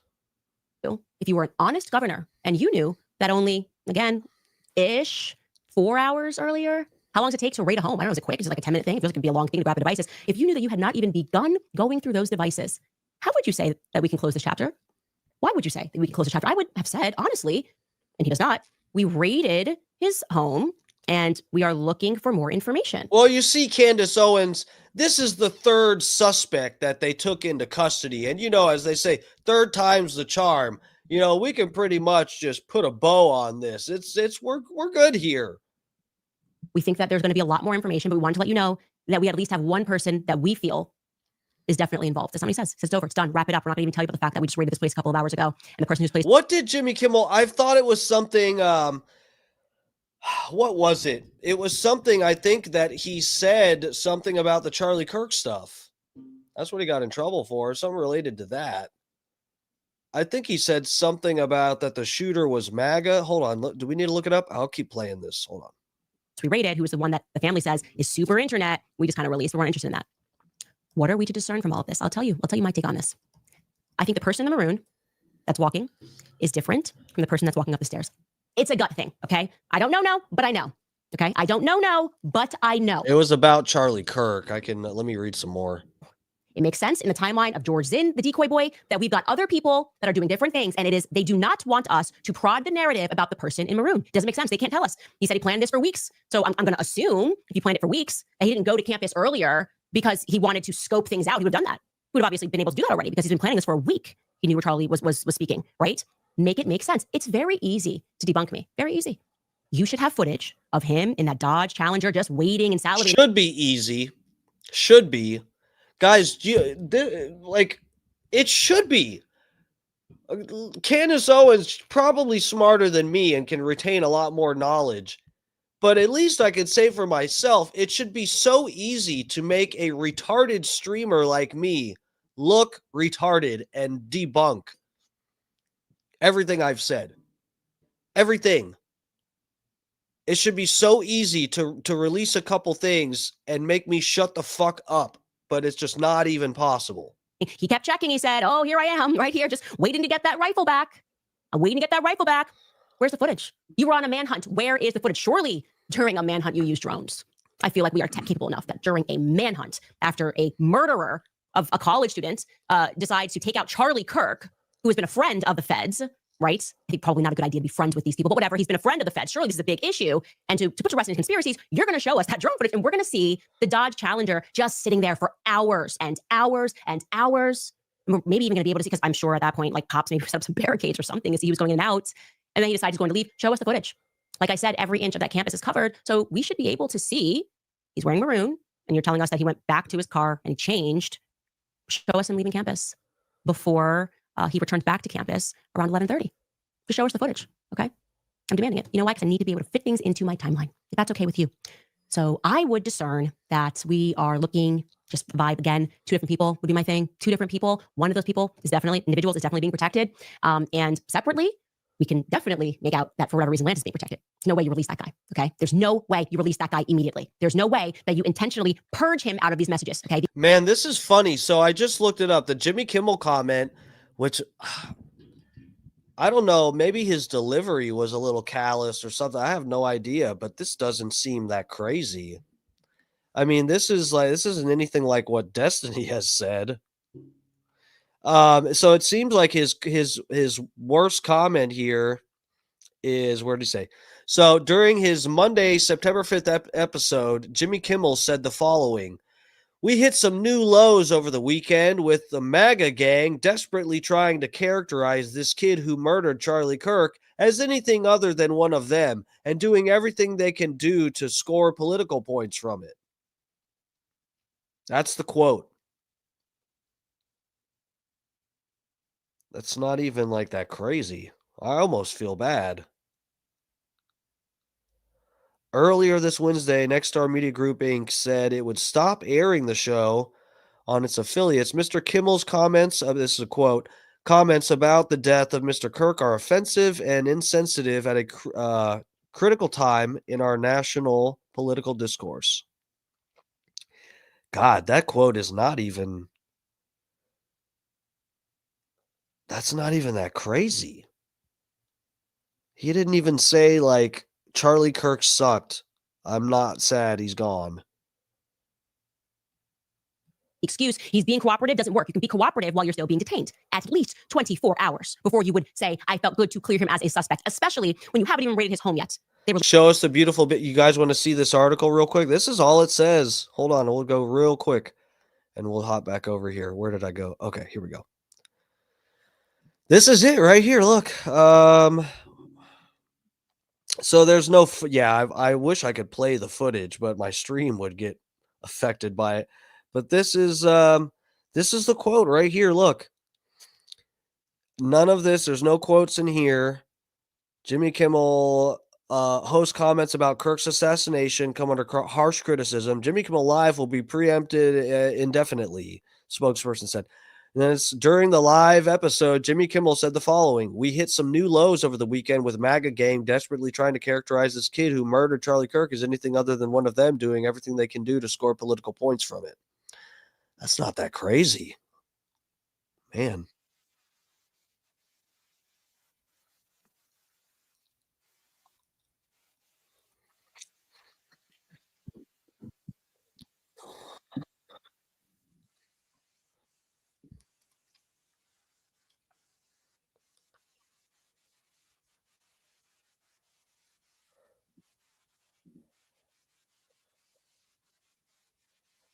Well, who said that? Fuck, I just missed the. Justin Moore. What's up? What's up? Welcome to the stream. Candace hits on the New York Times thing in her Epstein Files playlist on YouTube. You talking about the New York Post, the Ghislaine Maxwell picture thing, the Photoshop picture we were talking about, or is there a different New York Times thing that I'm not aware of? Oh fuck! Let me get you guys back on this tab. Okay. They think it's odd that the feds moved on from him so quickly and that the feds were being dishonest, and they felt about everything when they first came out with information. So why are we all feeling that way? We absolutely need to get to the bottom of it. Let's take a quick break. I'm going to show you some stuff. I mean, Tucker completely destroyed the Bibi Netanyahu narrative. Megyn Kelly, Dave Smith. I mean, everybody yesterday. The truth is coming out inevitably about. Ooh! So I did save a Tucker clip. I wonder if she's about to play it. We'll kill two birds with one stone here. Charlie's mindset. The only reason we're discussing it, obviously, is because of Bibi Netanyahu coming out and lying. But some important things that he said. First and foremost, before we do that, I want to remind you guys about Riverbend Ranch, because I absolutely love them as a company. And I know that there were so many people, so many companies that wanted to make sure they did something to try and heal and also to try to remember Charlie. And Riverbend Ranch did the exact same thing. They put together the following tribute to honor him. We pay tribute to Charlie Kirk, and we celebrate the tremendous good he did in his life. Charlie courageously advocated for the sacred principles of freedom, constructive discourse, truth, family values, and common sense. He taught with humor. We can skip this. We know this already. Okay. He taught us continues to resonate with even more power. A message from all of us at Riverbend Ranch. Also want to remind you guys of Beekeepers Natural, because as a mom of 4 young kids, life is constantly on the move. There's school drop-offs, there's work, there's travel, there's play dates, and let's be honest, germs are everywhere. That's why I'm so thankful for Beekeepers Naturals and their amazing propolis throat spray. If you haven't heard of propolis, it's this natural immune-supporting substance that bees make to protect their hives. It's like nature's own shield, packed with antioxidants and over 300 beneficial compounds. It's been used for centuries to help support immunity, to soothe scratchy throats, and to keep you feeling your best. I use propolis throat spray. And another ad. God damn it, I didn't even realize it. 20% off. We got this crawler at the bottom. Oh my God, are we still in an ad? Capsule or berry flavored gummy from their No award. fucking way. Okay, here we go. We're out of it. What do you guys think about that? What I just said to you? I think these are 2 different people. And I'm further believing that because I think it's weird that they won't even release the footage, this grainy footage of the guy walking up the stairs. Why do we have one static image of that? Does that make any sense to you? Why? Why are they all static images? Release the video. When I had first looked at this video and then they said it was, I was like, that doesn't look like the same person, like ish, but like, no. And that feels. Dude, I agree with that too. That is fucking the pictures. Some of the pictures don't even look like him. Truth is, Kimmel was next to be canceled. Same with Colbert. He just got fired too, didn't he? I feel like that just happened a week ago or something. Are they being taken down behind the scenes? Getting sent to the gulags. Intentionally grainy. You could release clearer footage. You know you can release clearer footage. So do it. Because we're not going to let it go. I now believe there is a federal level of corruption and conspiracy involved in this murder, okay? From George Zinn to Lance Twiggs. The Cook! Unanswered questions. Where, like, what was he doing at home? What does he do for a living? What was, did they see each other that night? Why are we doctoring their messages? Why can't I read Lance's messages? If he's being so forthcoming, why can't I read how he replied and at what time these messages were sent, okay? There are too many things that the feds can easily do to dissuade us, okay? And they're not doing any of it. They're just doing that thing, which is like, are we still talking about it? No, now they're actually doing the like, this is inappropriate. Charlie's funeral's coming up. Stop yourselves right now, okay? Stop. This is exactly, no, oh, you're inappropriate. No, you know what was inappropriate? Charlie Kirk getting shot. While we all had to watch that, we are all suffering PTSD and the lack of answers that we are getting from the feds. That is the only thing here that is happening that is inappropriate. I want to be very clear. Actually, not the only thing. Bibi Netanyahu trying to spin this into, he's my good friend, I just invited him. Well, Tucker Carlson completely shredded that narrative. I don't like that Bibi lied so quickly. It doesn't make me comfortable. I don't like it, okay? And he just went live yesterday. He also brought in Megyn Kelly and other people, and he spoke about what Charlie was going through because he saw him very shortly before his assassination, and he intimates to everybody what it was exactly that was on Charlie Kirk's mind. And so, yeah, Tucker, I guess she is going to play this clip. Tucker Carlson was talking apparently, I don't know if this is today, I guess, that he came out with this, but I saw this clip today where Tucker is explaining how Charlie Kirk had heat with Benjamin Netanyahu. And what he was living through in that moment. Take a listen. I was shocked and sickened by the reaction of the ghoulish and really repulsive reaction of the Prime Minister of Israel, Benjamin Netanyahu, to Charlie's death. Basically made it all about him and all about his country, immediately trying to take the energy, the sadness, the grief that people felt over Charlie's murder and redirect it towards support for whatever project he's involved in. And by the way, Benjamin Netanyahu is not the same as the nation of Israel at all. Bibi is despised by many people in Israel. And if you know people who live there, you know that that's true. There are huge divisions within the Israeli government. I mean, there are certain parts of the intel world in Israel that do not support some things that Benjamin Netanyahu has done recently. So it's not the same as attacking Israel, attacking Bibi. But I don't think I've ever seen anything lower than his attempt to hijack Charlie's memory and use it for his own political ends, particularly because what he said was completely untrue. Charlie didn't hate Jews. He loved Jews. He had tons of friends who were Jews. He loved the state of Israel. He loved going there. He did not like Bibi Netanyahu. He said that to me many times, and he said to people around him many times. He felt that Bibi Netanyahu was a very destructive force. He was appalled by what was happening in Gaza. He was, above all, resentful that he believed Netanyahu was using the United States to prosecute his wars for the benefit of his country, and that it was shameful and embarrassing and bad for the United States, and he resented it. Didn't hate Netanyahu. He wasn't out there with a placard saying that, but he certainly expressed that to me and a lot of other people. And there's no question that Bibi's defenders on the internet will call me a liar or a kook, but that's a fact. And enough text messages exist that I think it can probably be verified in pretty short order. Not that it needs to be, because that is true. Shortly after that speech, there was a very intense attack on Charlie, and to some extent on me, not that I really noticed. But on him, I have no donors. He had $100 million worth of donors. And so because he was involved in a different project from just yapping on the internet, which is what I do for a living, he was dependent to a great extent on the donors, of course. It's a nonprofit. And they went after him and tormented him. Not all, of course, many were supportive, but the ones who were offended by my speech, and there was a small, very intense group who were, tormented Charlie Kirk until the day he died.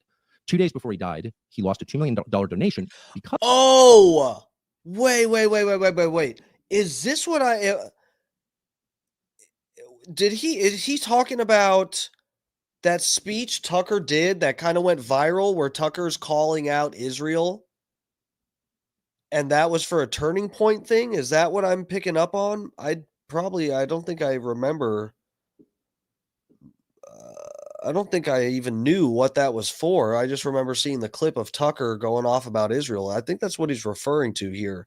That Tucker gave like a speech in front of a Turning Point USA audience or something, and he was spouting off about Israel, and he's saying Charlie Kirk got pressure because of that and lost donations. Because he had publicly pledged to bring me to the next Turning Point. Hold on. Yeah, that's what he's saying. Oh my God, that's what that clip was from. Hold on. What are we at here? 45:51. Let's go just to 45. I want to make sure I'm picking up on the right thing here. A liar or a kook, but that's a fact. And enough text messages exist that I think it can probably be verified in pretty short order. Not that it needs to be, because that is true. Shortly after that speech, there was a very intense attack on Charlie, and to some extent on me.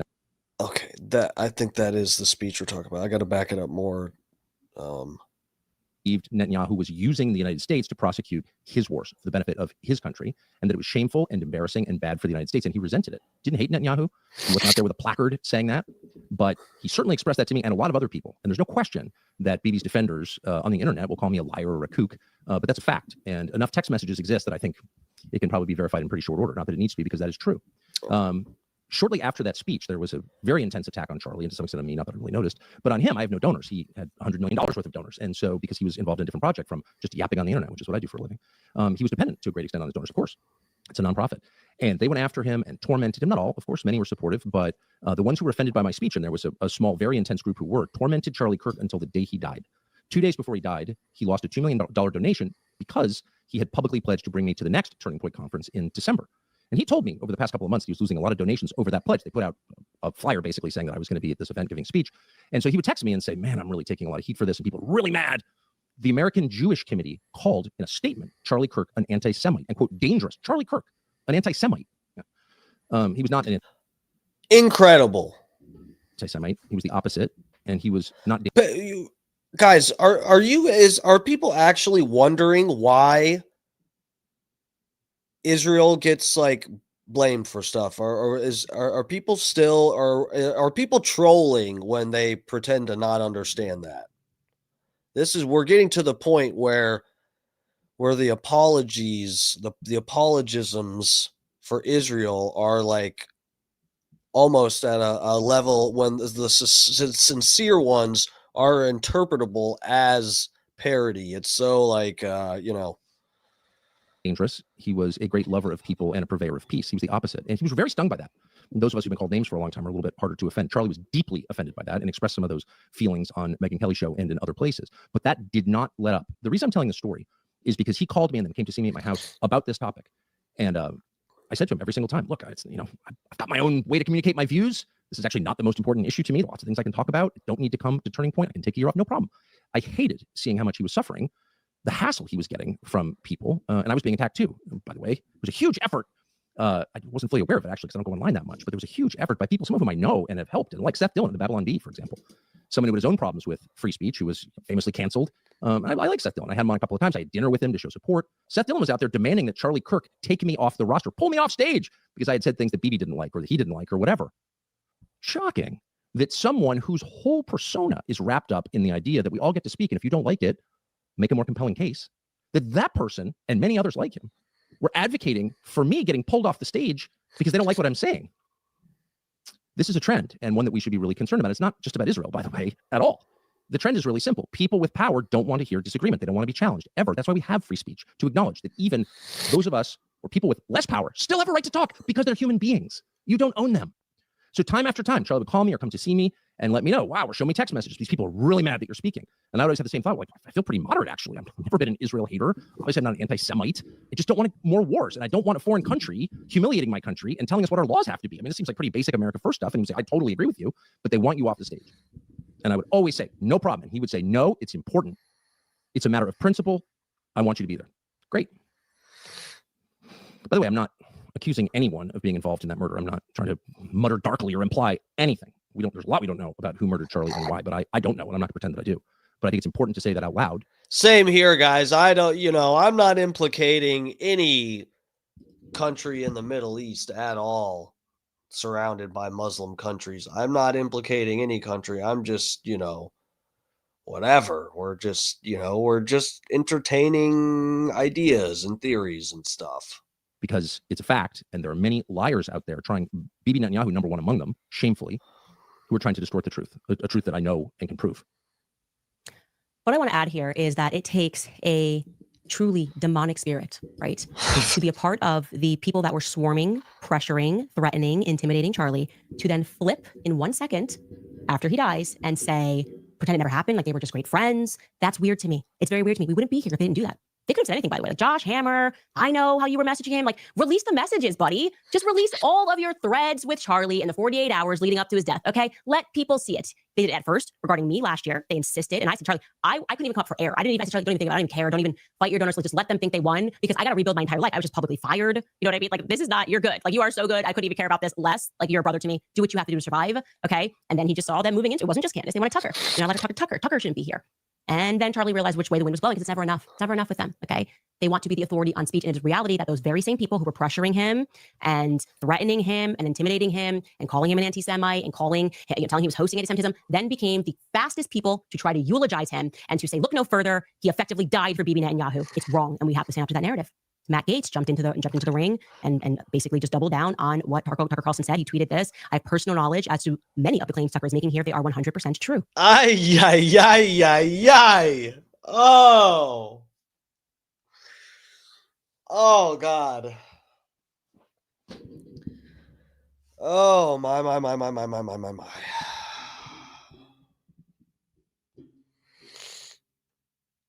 Everybody just be careful with what you notice. Let me just say, guys, careful noticing patterns and stuff. Just be really careful with that.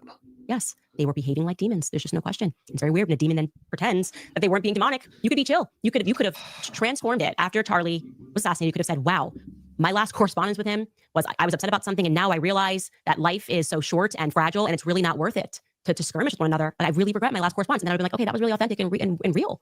Instead, they were like, we had a wonderful time. Wasn't what? Oh, loved Charlie. Just loved him so much. Something is weird about that. Spiritually, it's evil. That's what it is. It's evil.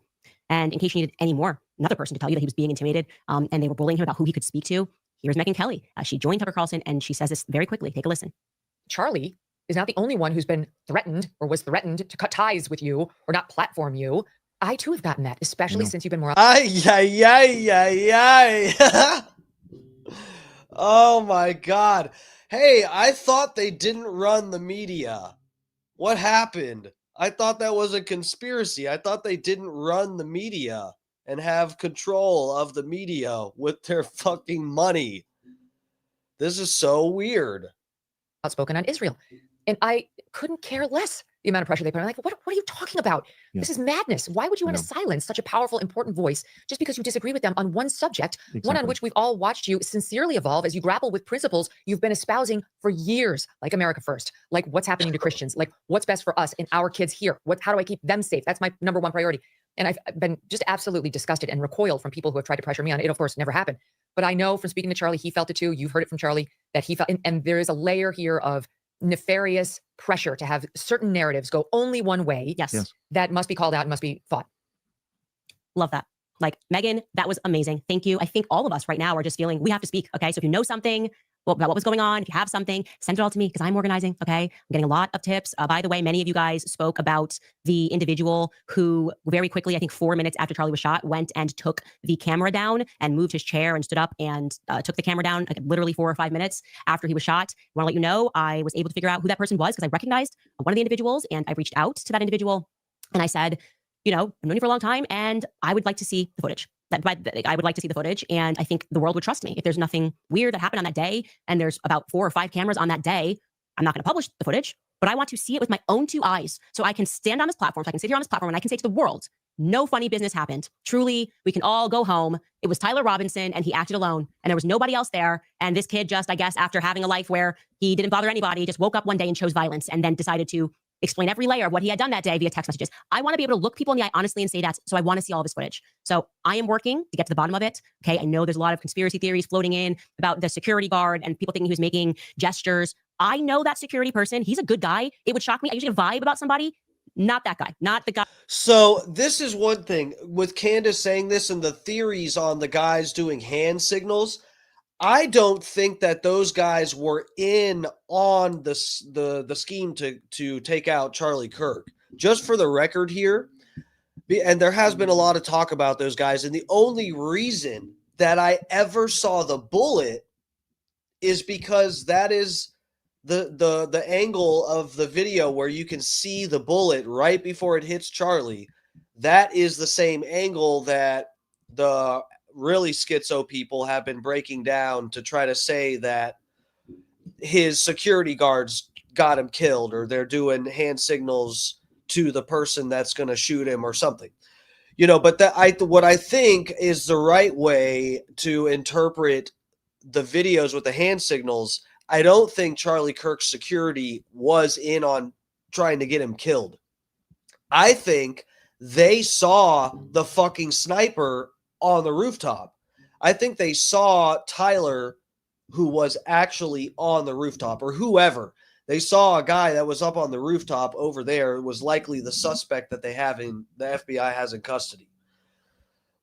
And so they're doing the hand signals because they're like, fuck, sniper. We see a sniper up there. And the other guy goes suspect or whatever. You know, we looked at a few nights ago, we pulled up the diagram that shows tactical hand signals. Grabbing the hat, the tip of your hat like this is supposed to mean sniper. I forget the other security guard does this, taps his bicep, like kind of at his elbow, just above his elbow.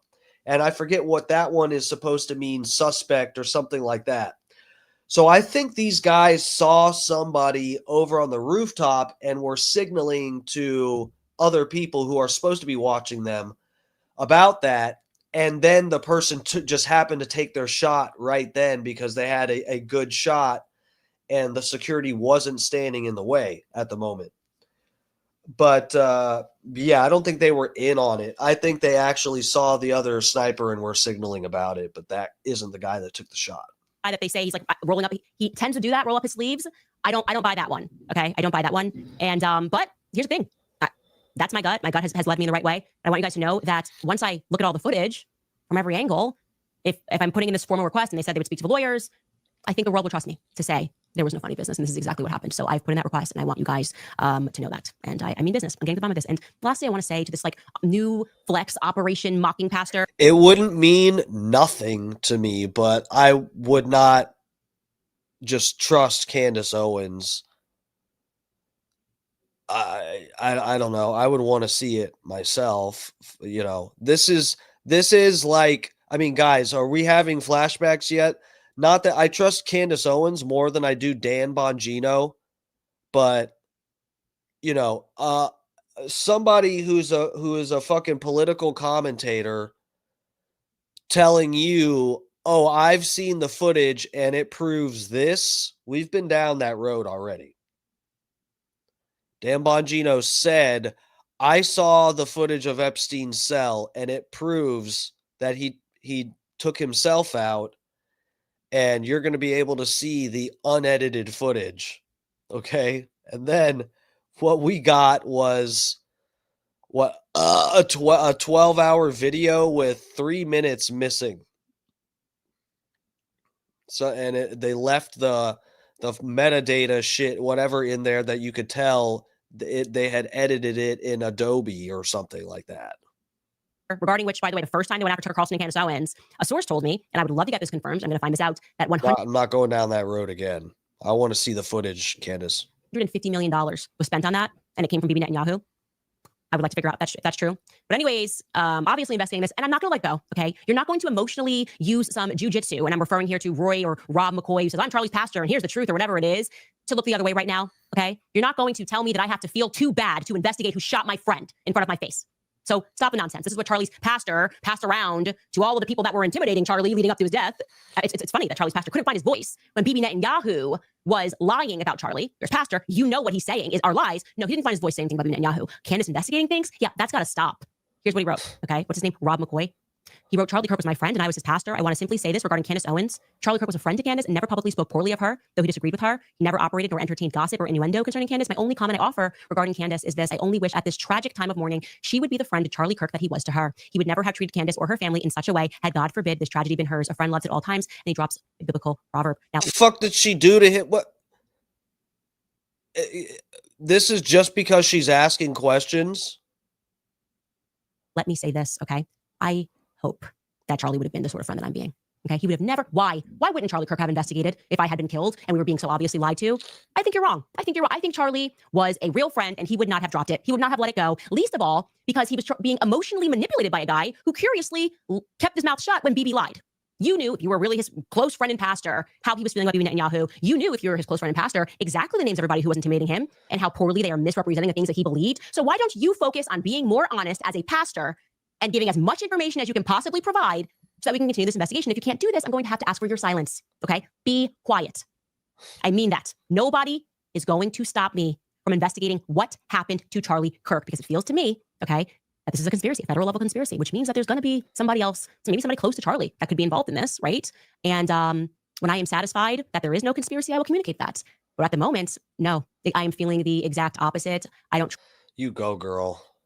I mean that sincerely. You go. Do your thing. All right, so it's past 11. I am not going to fucking midnight again tonight. Let me see, because there was a couple other things that I kind of wanted to touch on.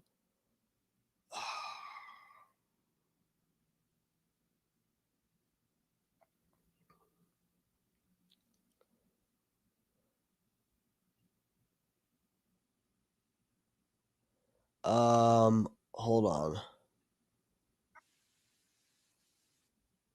Oh, here we go. So yeah, this is another thing that I've been hearing today. The FBI has been investigating Turning Point USA. So this adds to this theme that perhaps this was some kind of fucking Fed operation. Hold on, let me start this over.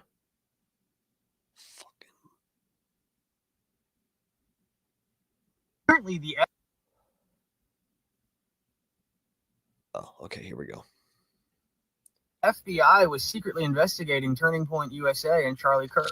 An FBI whistleblower just came forward to Senator Chuck Grassley, stating that Charlie Kirk, as well as 92 other Republican candidates, have been the subject of inquiry from the FBI in a project called Project Arctic Frost. Apparently, Trump was in this as well, and they were secretly investigating all of them. It's well understood that your predecessor left you an FBI infected with politics. I'm going to provide examples of that today, including making public new whistleblower records. At your nomination hearing, I made public records that whistleblowers provide me about Arctic frost. Arctic Frost was the FBI case opened and approved by antitrust Trump FBI agent Tebow. Arctic Frost then became Jack Smith's elector case against then Citizen Trump and now President Trump. These new records show that Arctic Frost was much broader than just an electoral matter. The case was expanded to Republican organizations. Some examples of the group that Ray FBI sought to place under political investigation included the Republican National Committee, Republican Attorney General's Association, and various Trump political groups. In total, 92 Republican targets, including Republican groups and Republican-linked individuals, were placed under investigative scope of Arctic Frost. On that political list was one of Charlie Kirk's groups, Turning Point USA. In other words, Arctic Frost wasn't just a case to politically investigate Trump. It was the vehicle by which partisan FBI agents and Department of Justice prosecutors could achieve their partisan ends and improperly investigate the entire Republican political apparatus. So today, Senator Johnson and I are making these records public for the entire country to see, and I hope a lot of people are interested in seeing what government can do when various agencies have a political agenda. Why? Why are they investigating everybody? Why is that? Sounds pretty un-American. Apparently, the FBI was secretly investigating Turning Point USA and Charlie Kirk. An FBI whistleblower. Hold on a second. So I'm trying to find something. I don't know if this thing got oh,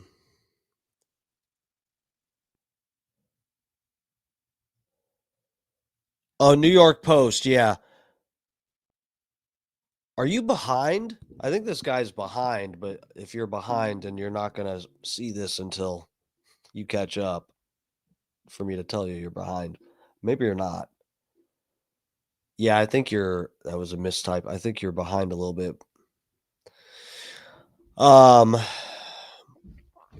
Man, there's this one rabbit hole I was thinking about going down. Have you guys seen? Hold on, let me drop this for a second. What page was this on? This is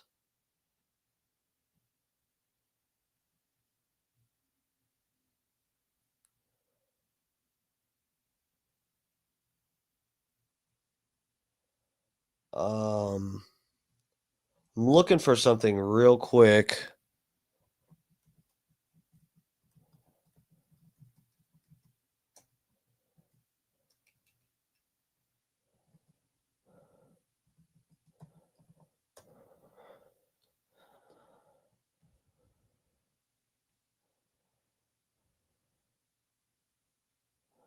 September 12th.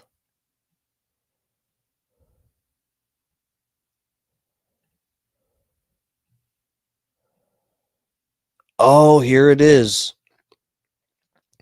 So look at this shit, guys. If we want to go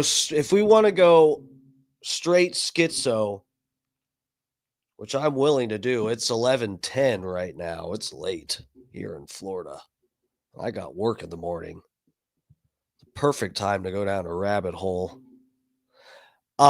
So this is one thing that there's some interesting shit, and again, this has nothing to do with whether or not I believe what the FBI is putting out or what way I want to go with analyzing video and whatever evidence that we're supposedly getting from the FBI, but this is just interesting. So the fucking Illuminati card game. Have you guys seen the Illuminati card game?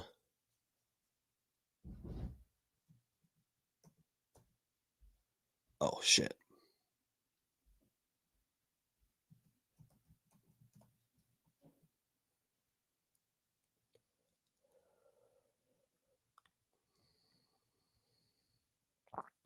So, there's this fucking deck of cards. It's the Illuminati game.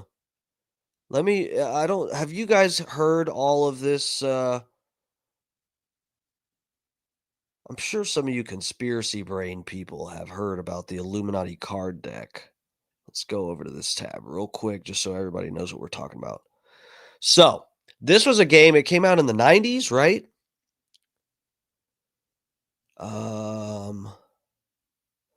So Illuminati is a card game. It's a bunch of different cards that come with this, made by Steven Jackson Games, inspired by the 1975 book, The Illuminati Trilogy by Robert Anton Wilson.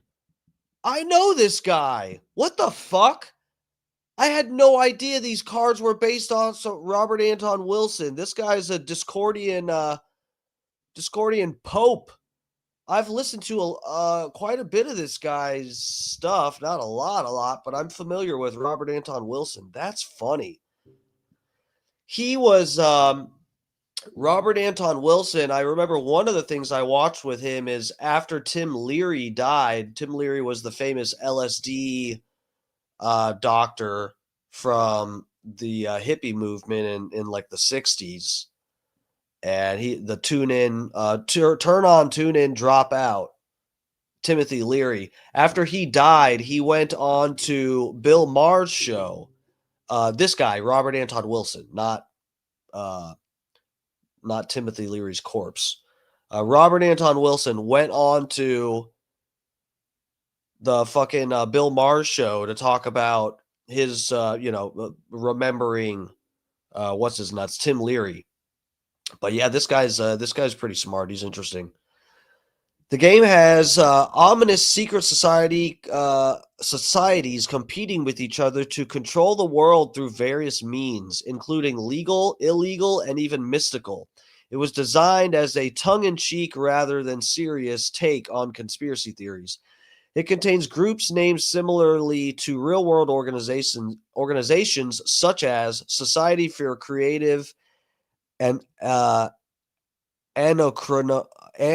Anachronism and the Symbionese Liberation Army. It can be played by 2 to 8 players depending on the number of players. A game can take between 1 and 6 hours. Fuck. Okay, so Origins. So it was like in the 80s or 90s or something.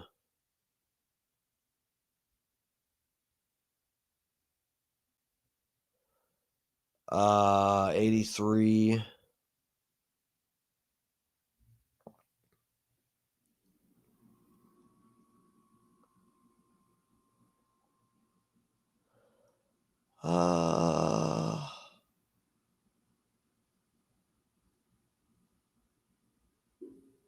So this card game, the crazy thing is it shows the Twin Towers. This card game shows like the different cards that are present in this thing show stuff that's happened. Like there's one of the cards is like represents COVID. One of them fucking represents the Twin Towers.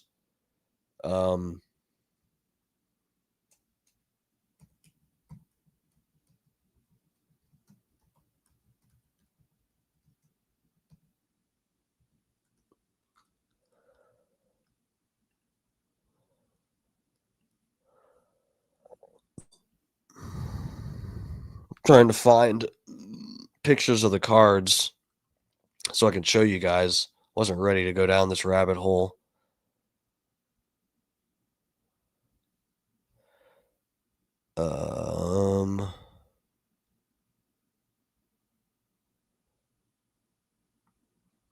Yeah, so guys, check out this shit.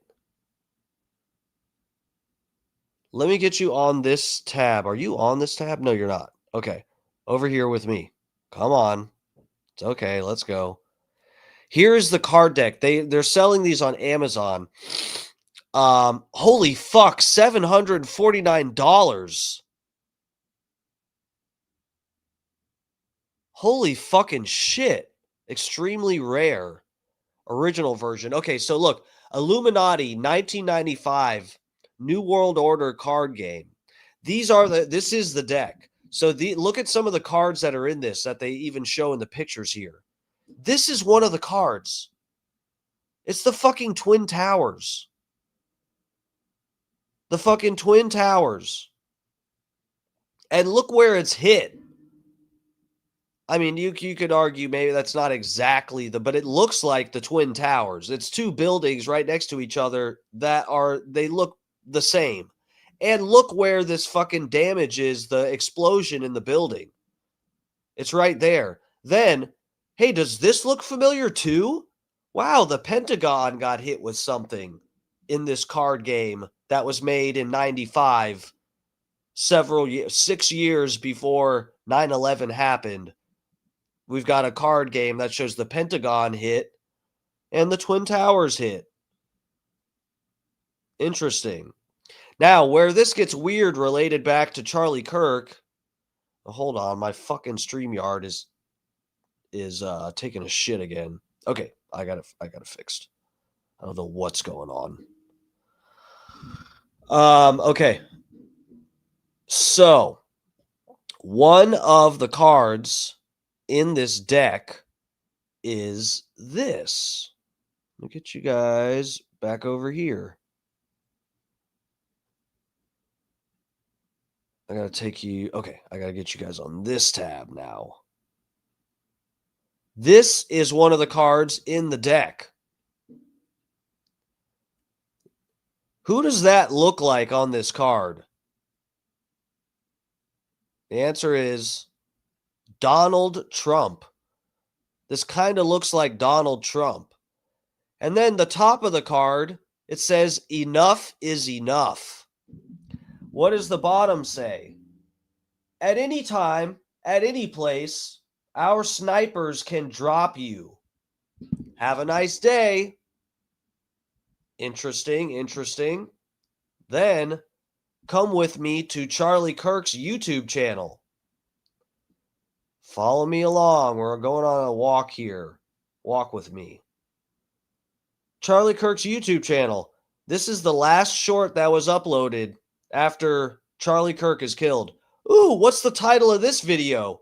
Enough is enough. For far too long, Americans have been forced to put up with Democrat-run cities that set loose savage, bloodthirsty criminals to prey on innocent people.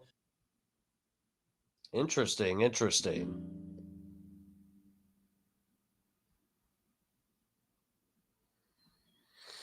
I'm sure that's not related at all. Really very, very innocent people.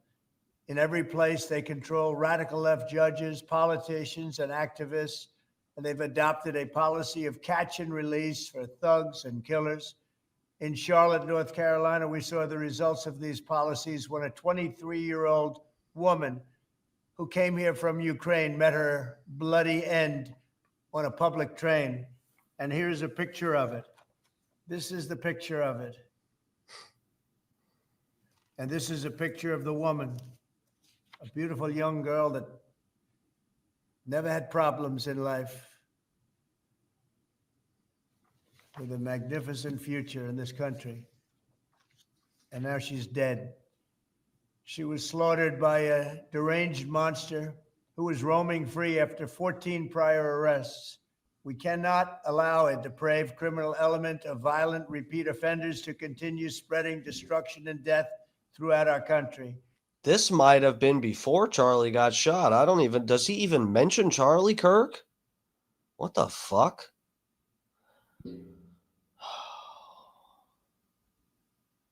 I got no less than 100 tabs open. We have to respond with force and strength. We have to be vicious just like they are. It's the only thing they understand. 24 of the top 25 most dangerous cities in America are run by Democrat mayors. 50 people were murdered in Chicago in recent weeks, with hundreds being shot. And it's time to stop this madness. The people of our country need to insist on protection, safety, law, and order. We have proven that it can be done because we did it right here in D.C., in District of Columbia. The capital of America was a bloodthirsty, horrible, dangerous place, one of the worst. And now it's a crime-free city, and we're going to keep it that way. It can be done. It can happen fast. All we want is, please, Mr. President, we need help. Chicago needs help. Other cities needs help. We'll do what has to be done because we're going to make America safe again. And that includes our big cities. We're going to make those cities safe. Thank you. For far too long, Americans have been forced to put up with Democrats.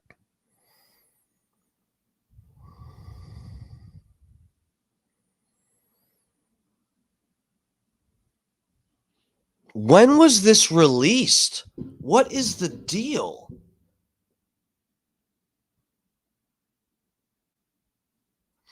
Oh my God, this was released before he was shot. This was released the morning he was shot.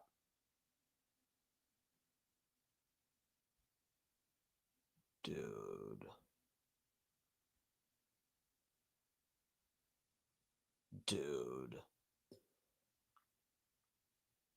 You can tell these people in the comments section don't know about the Illuminati card deck.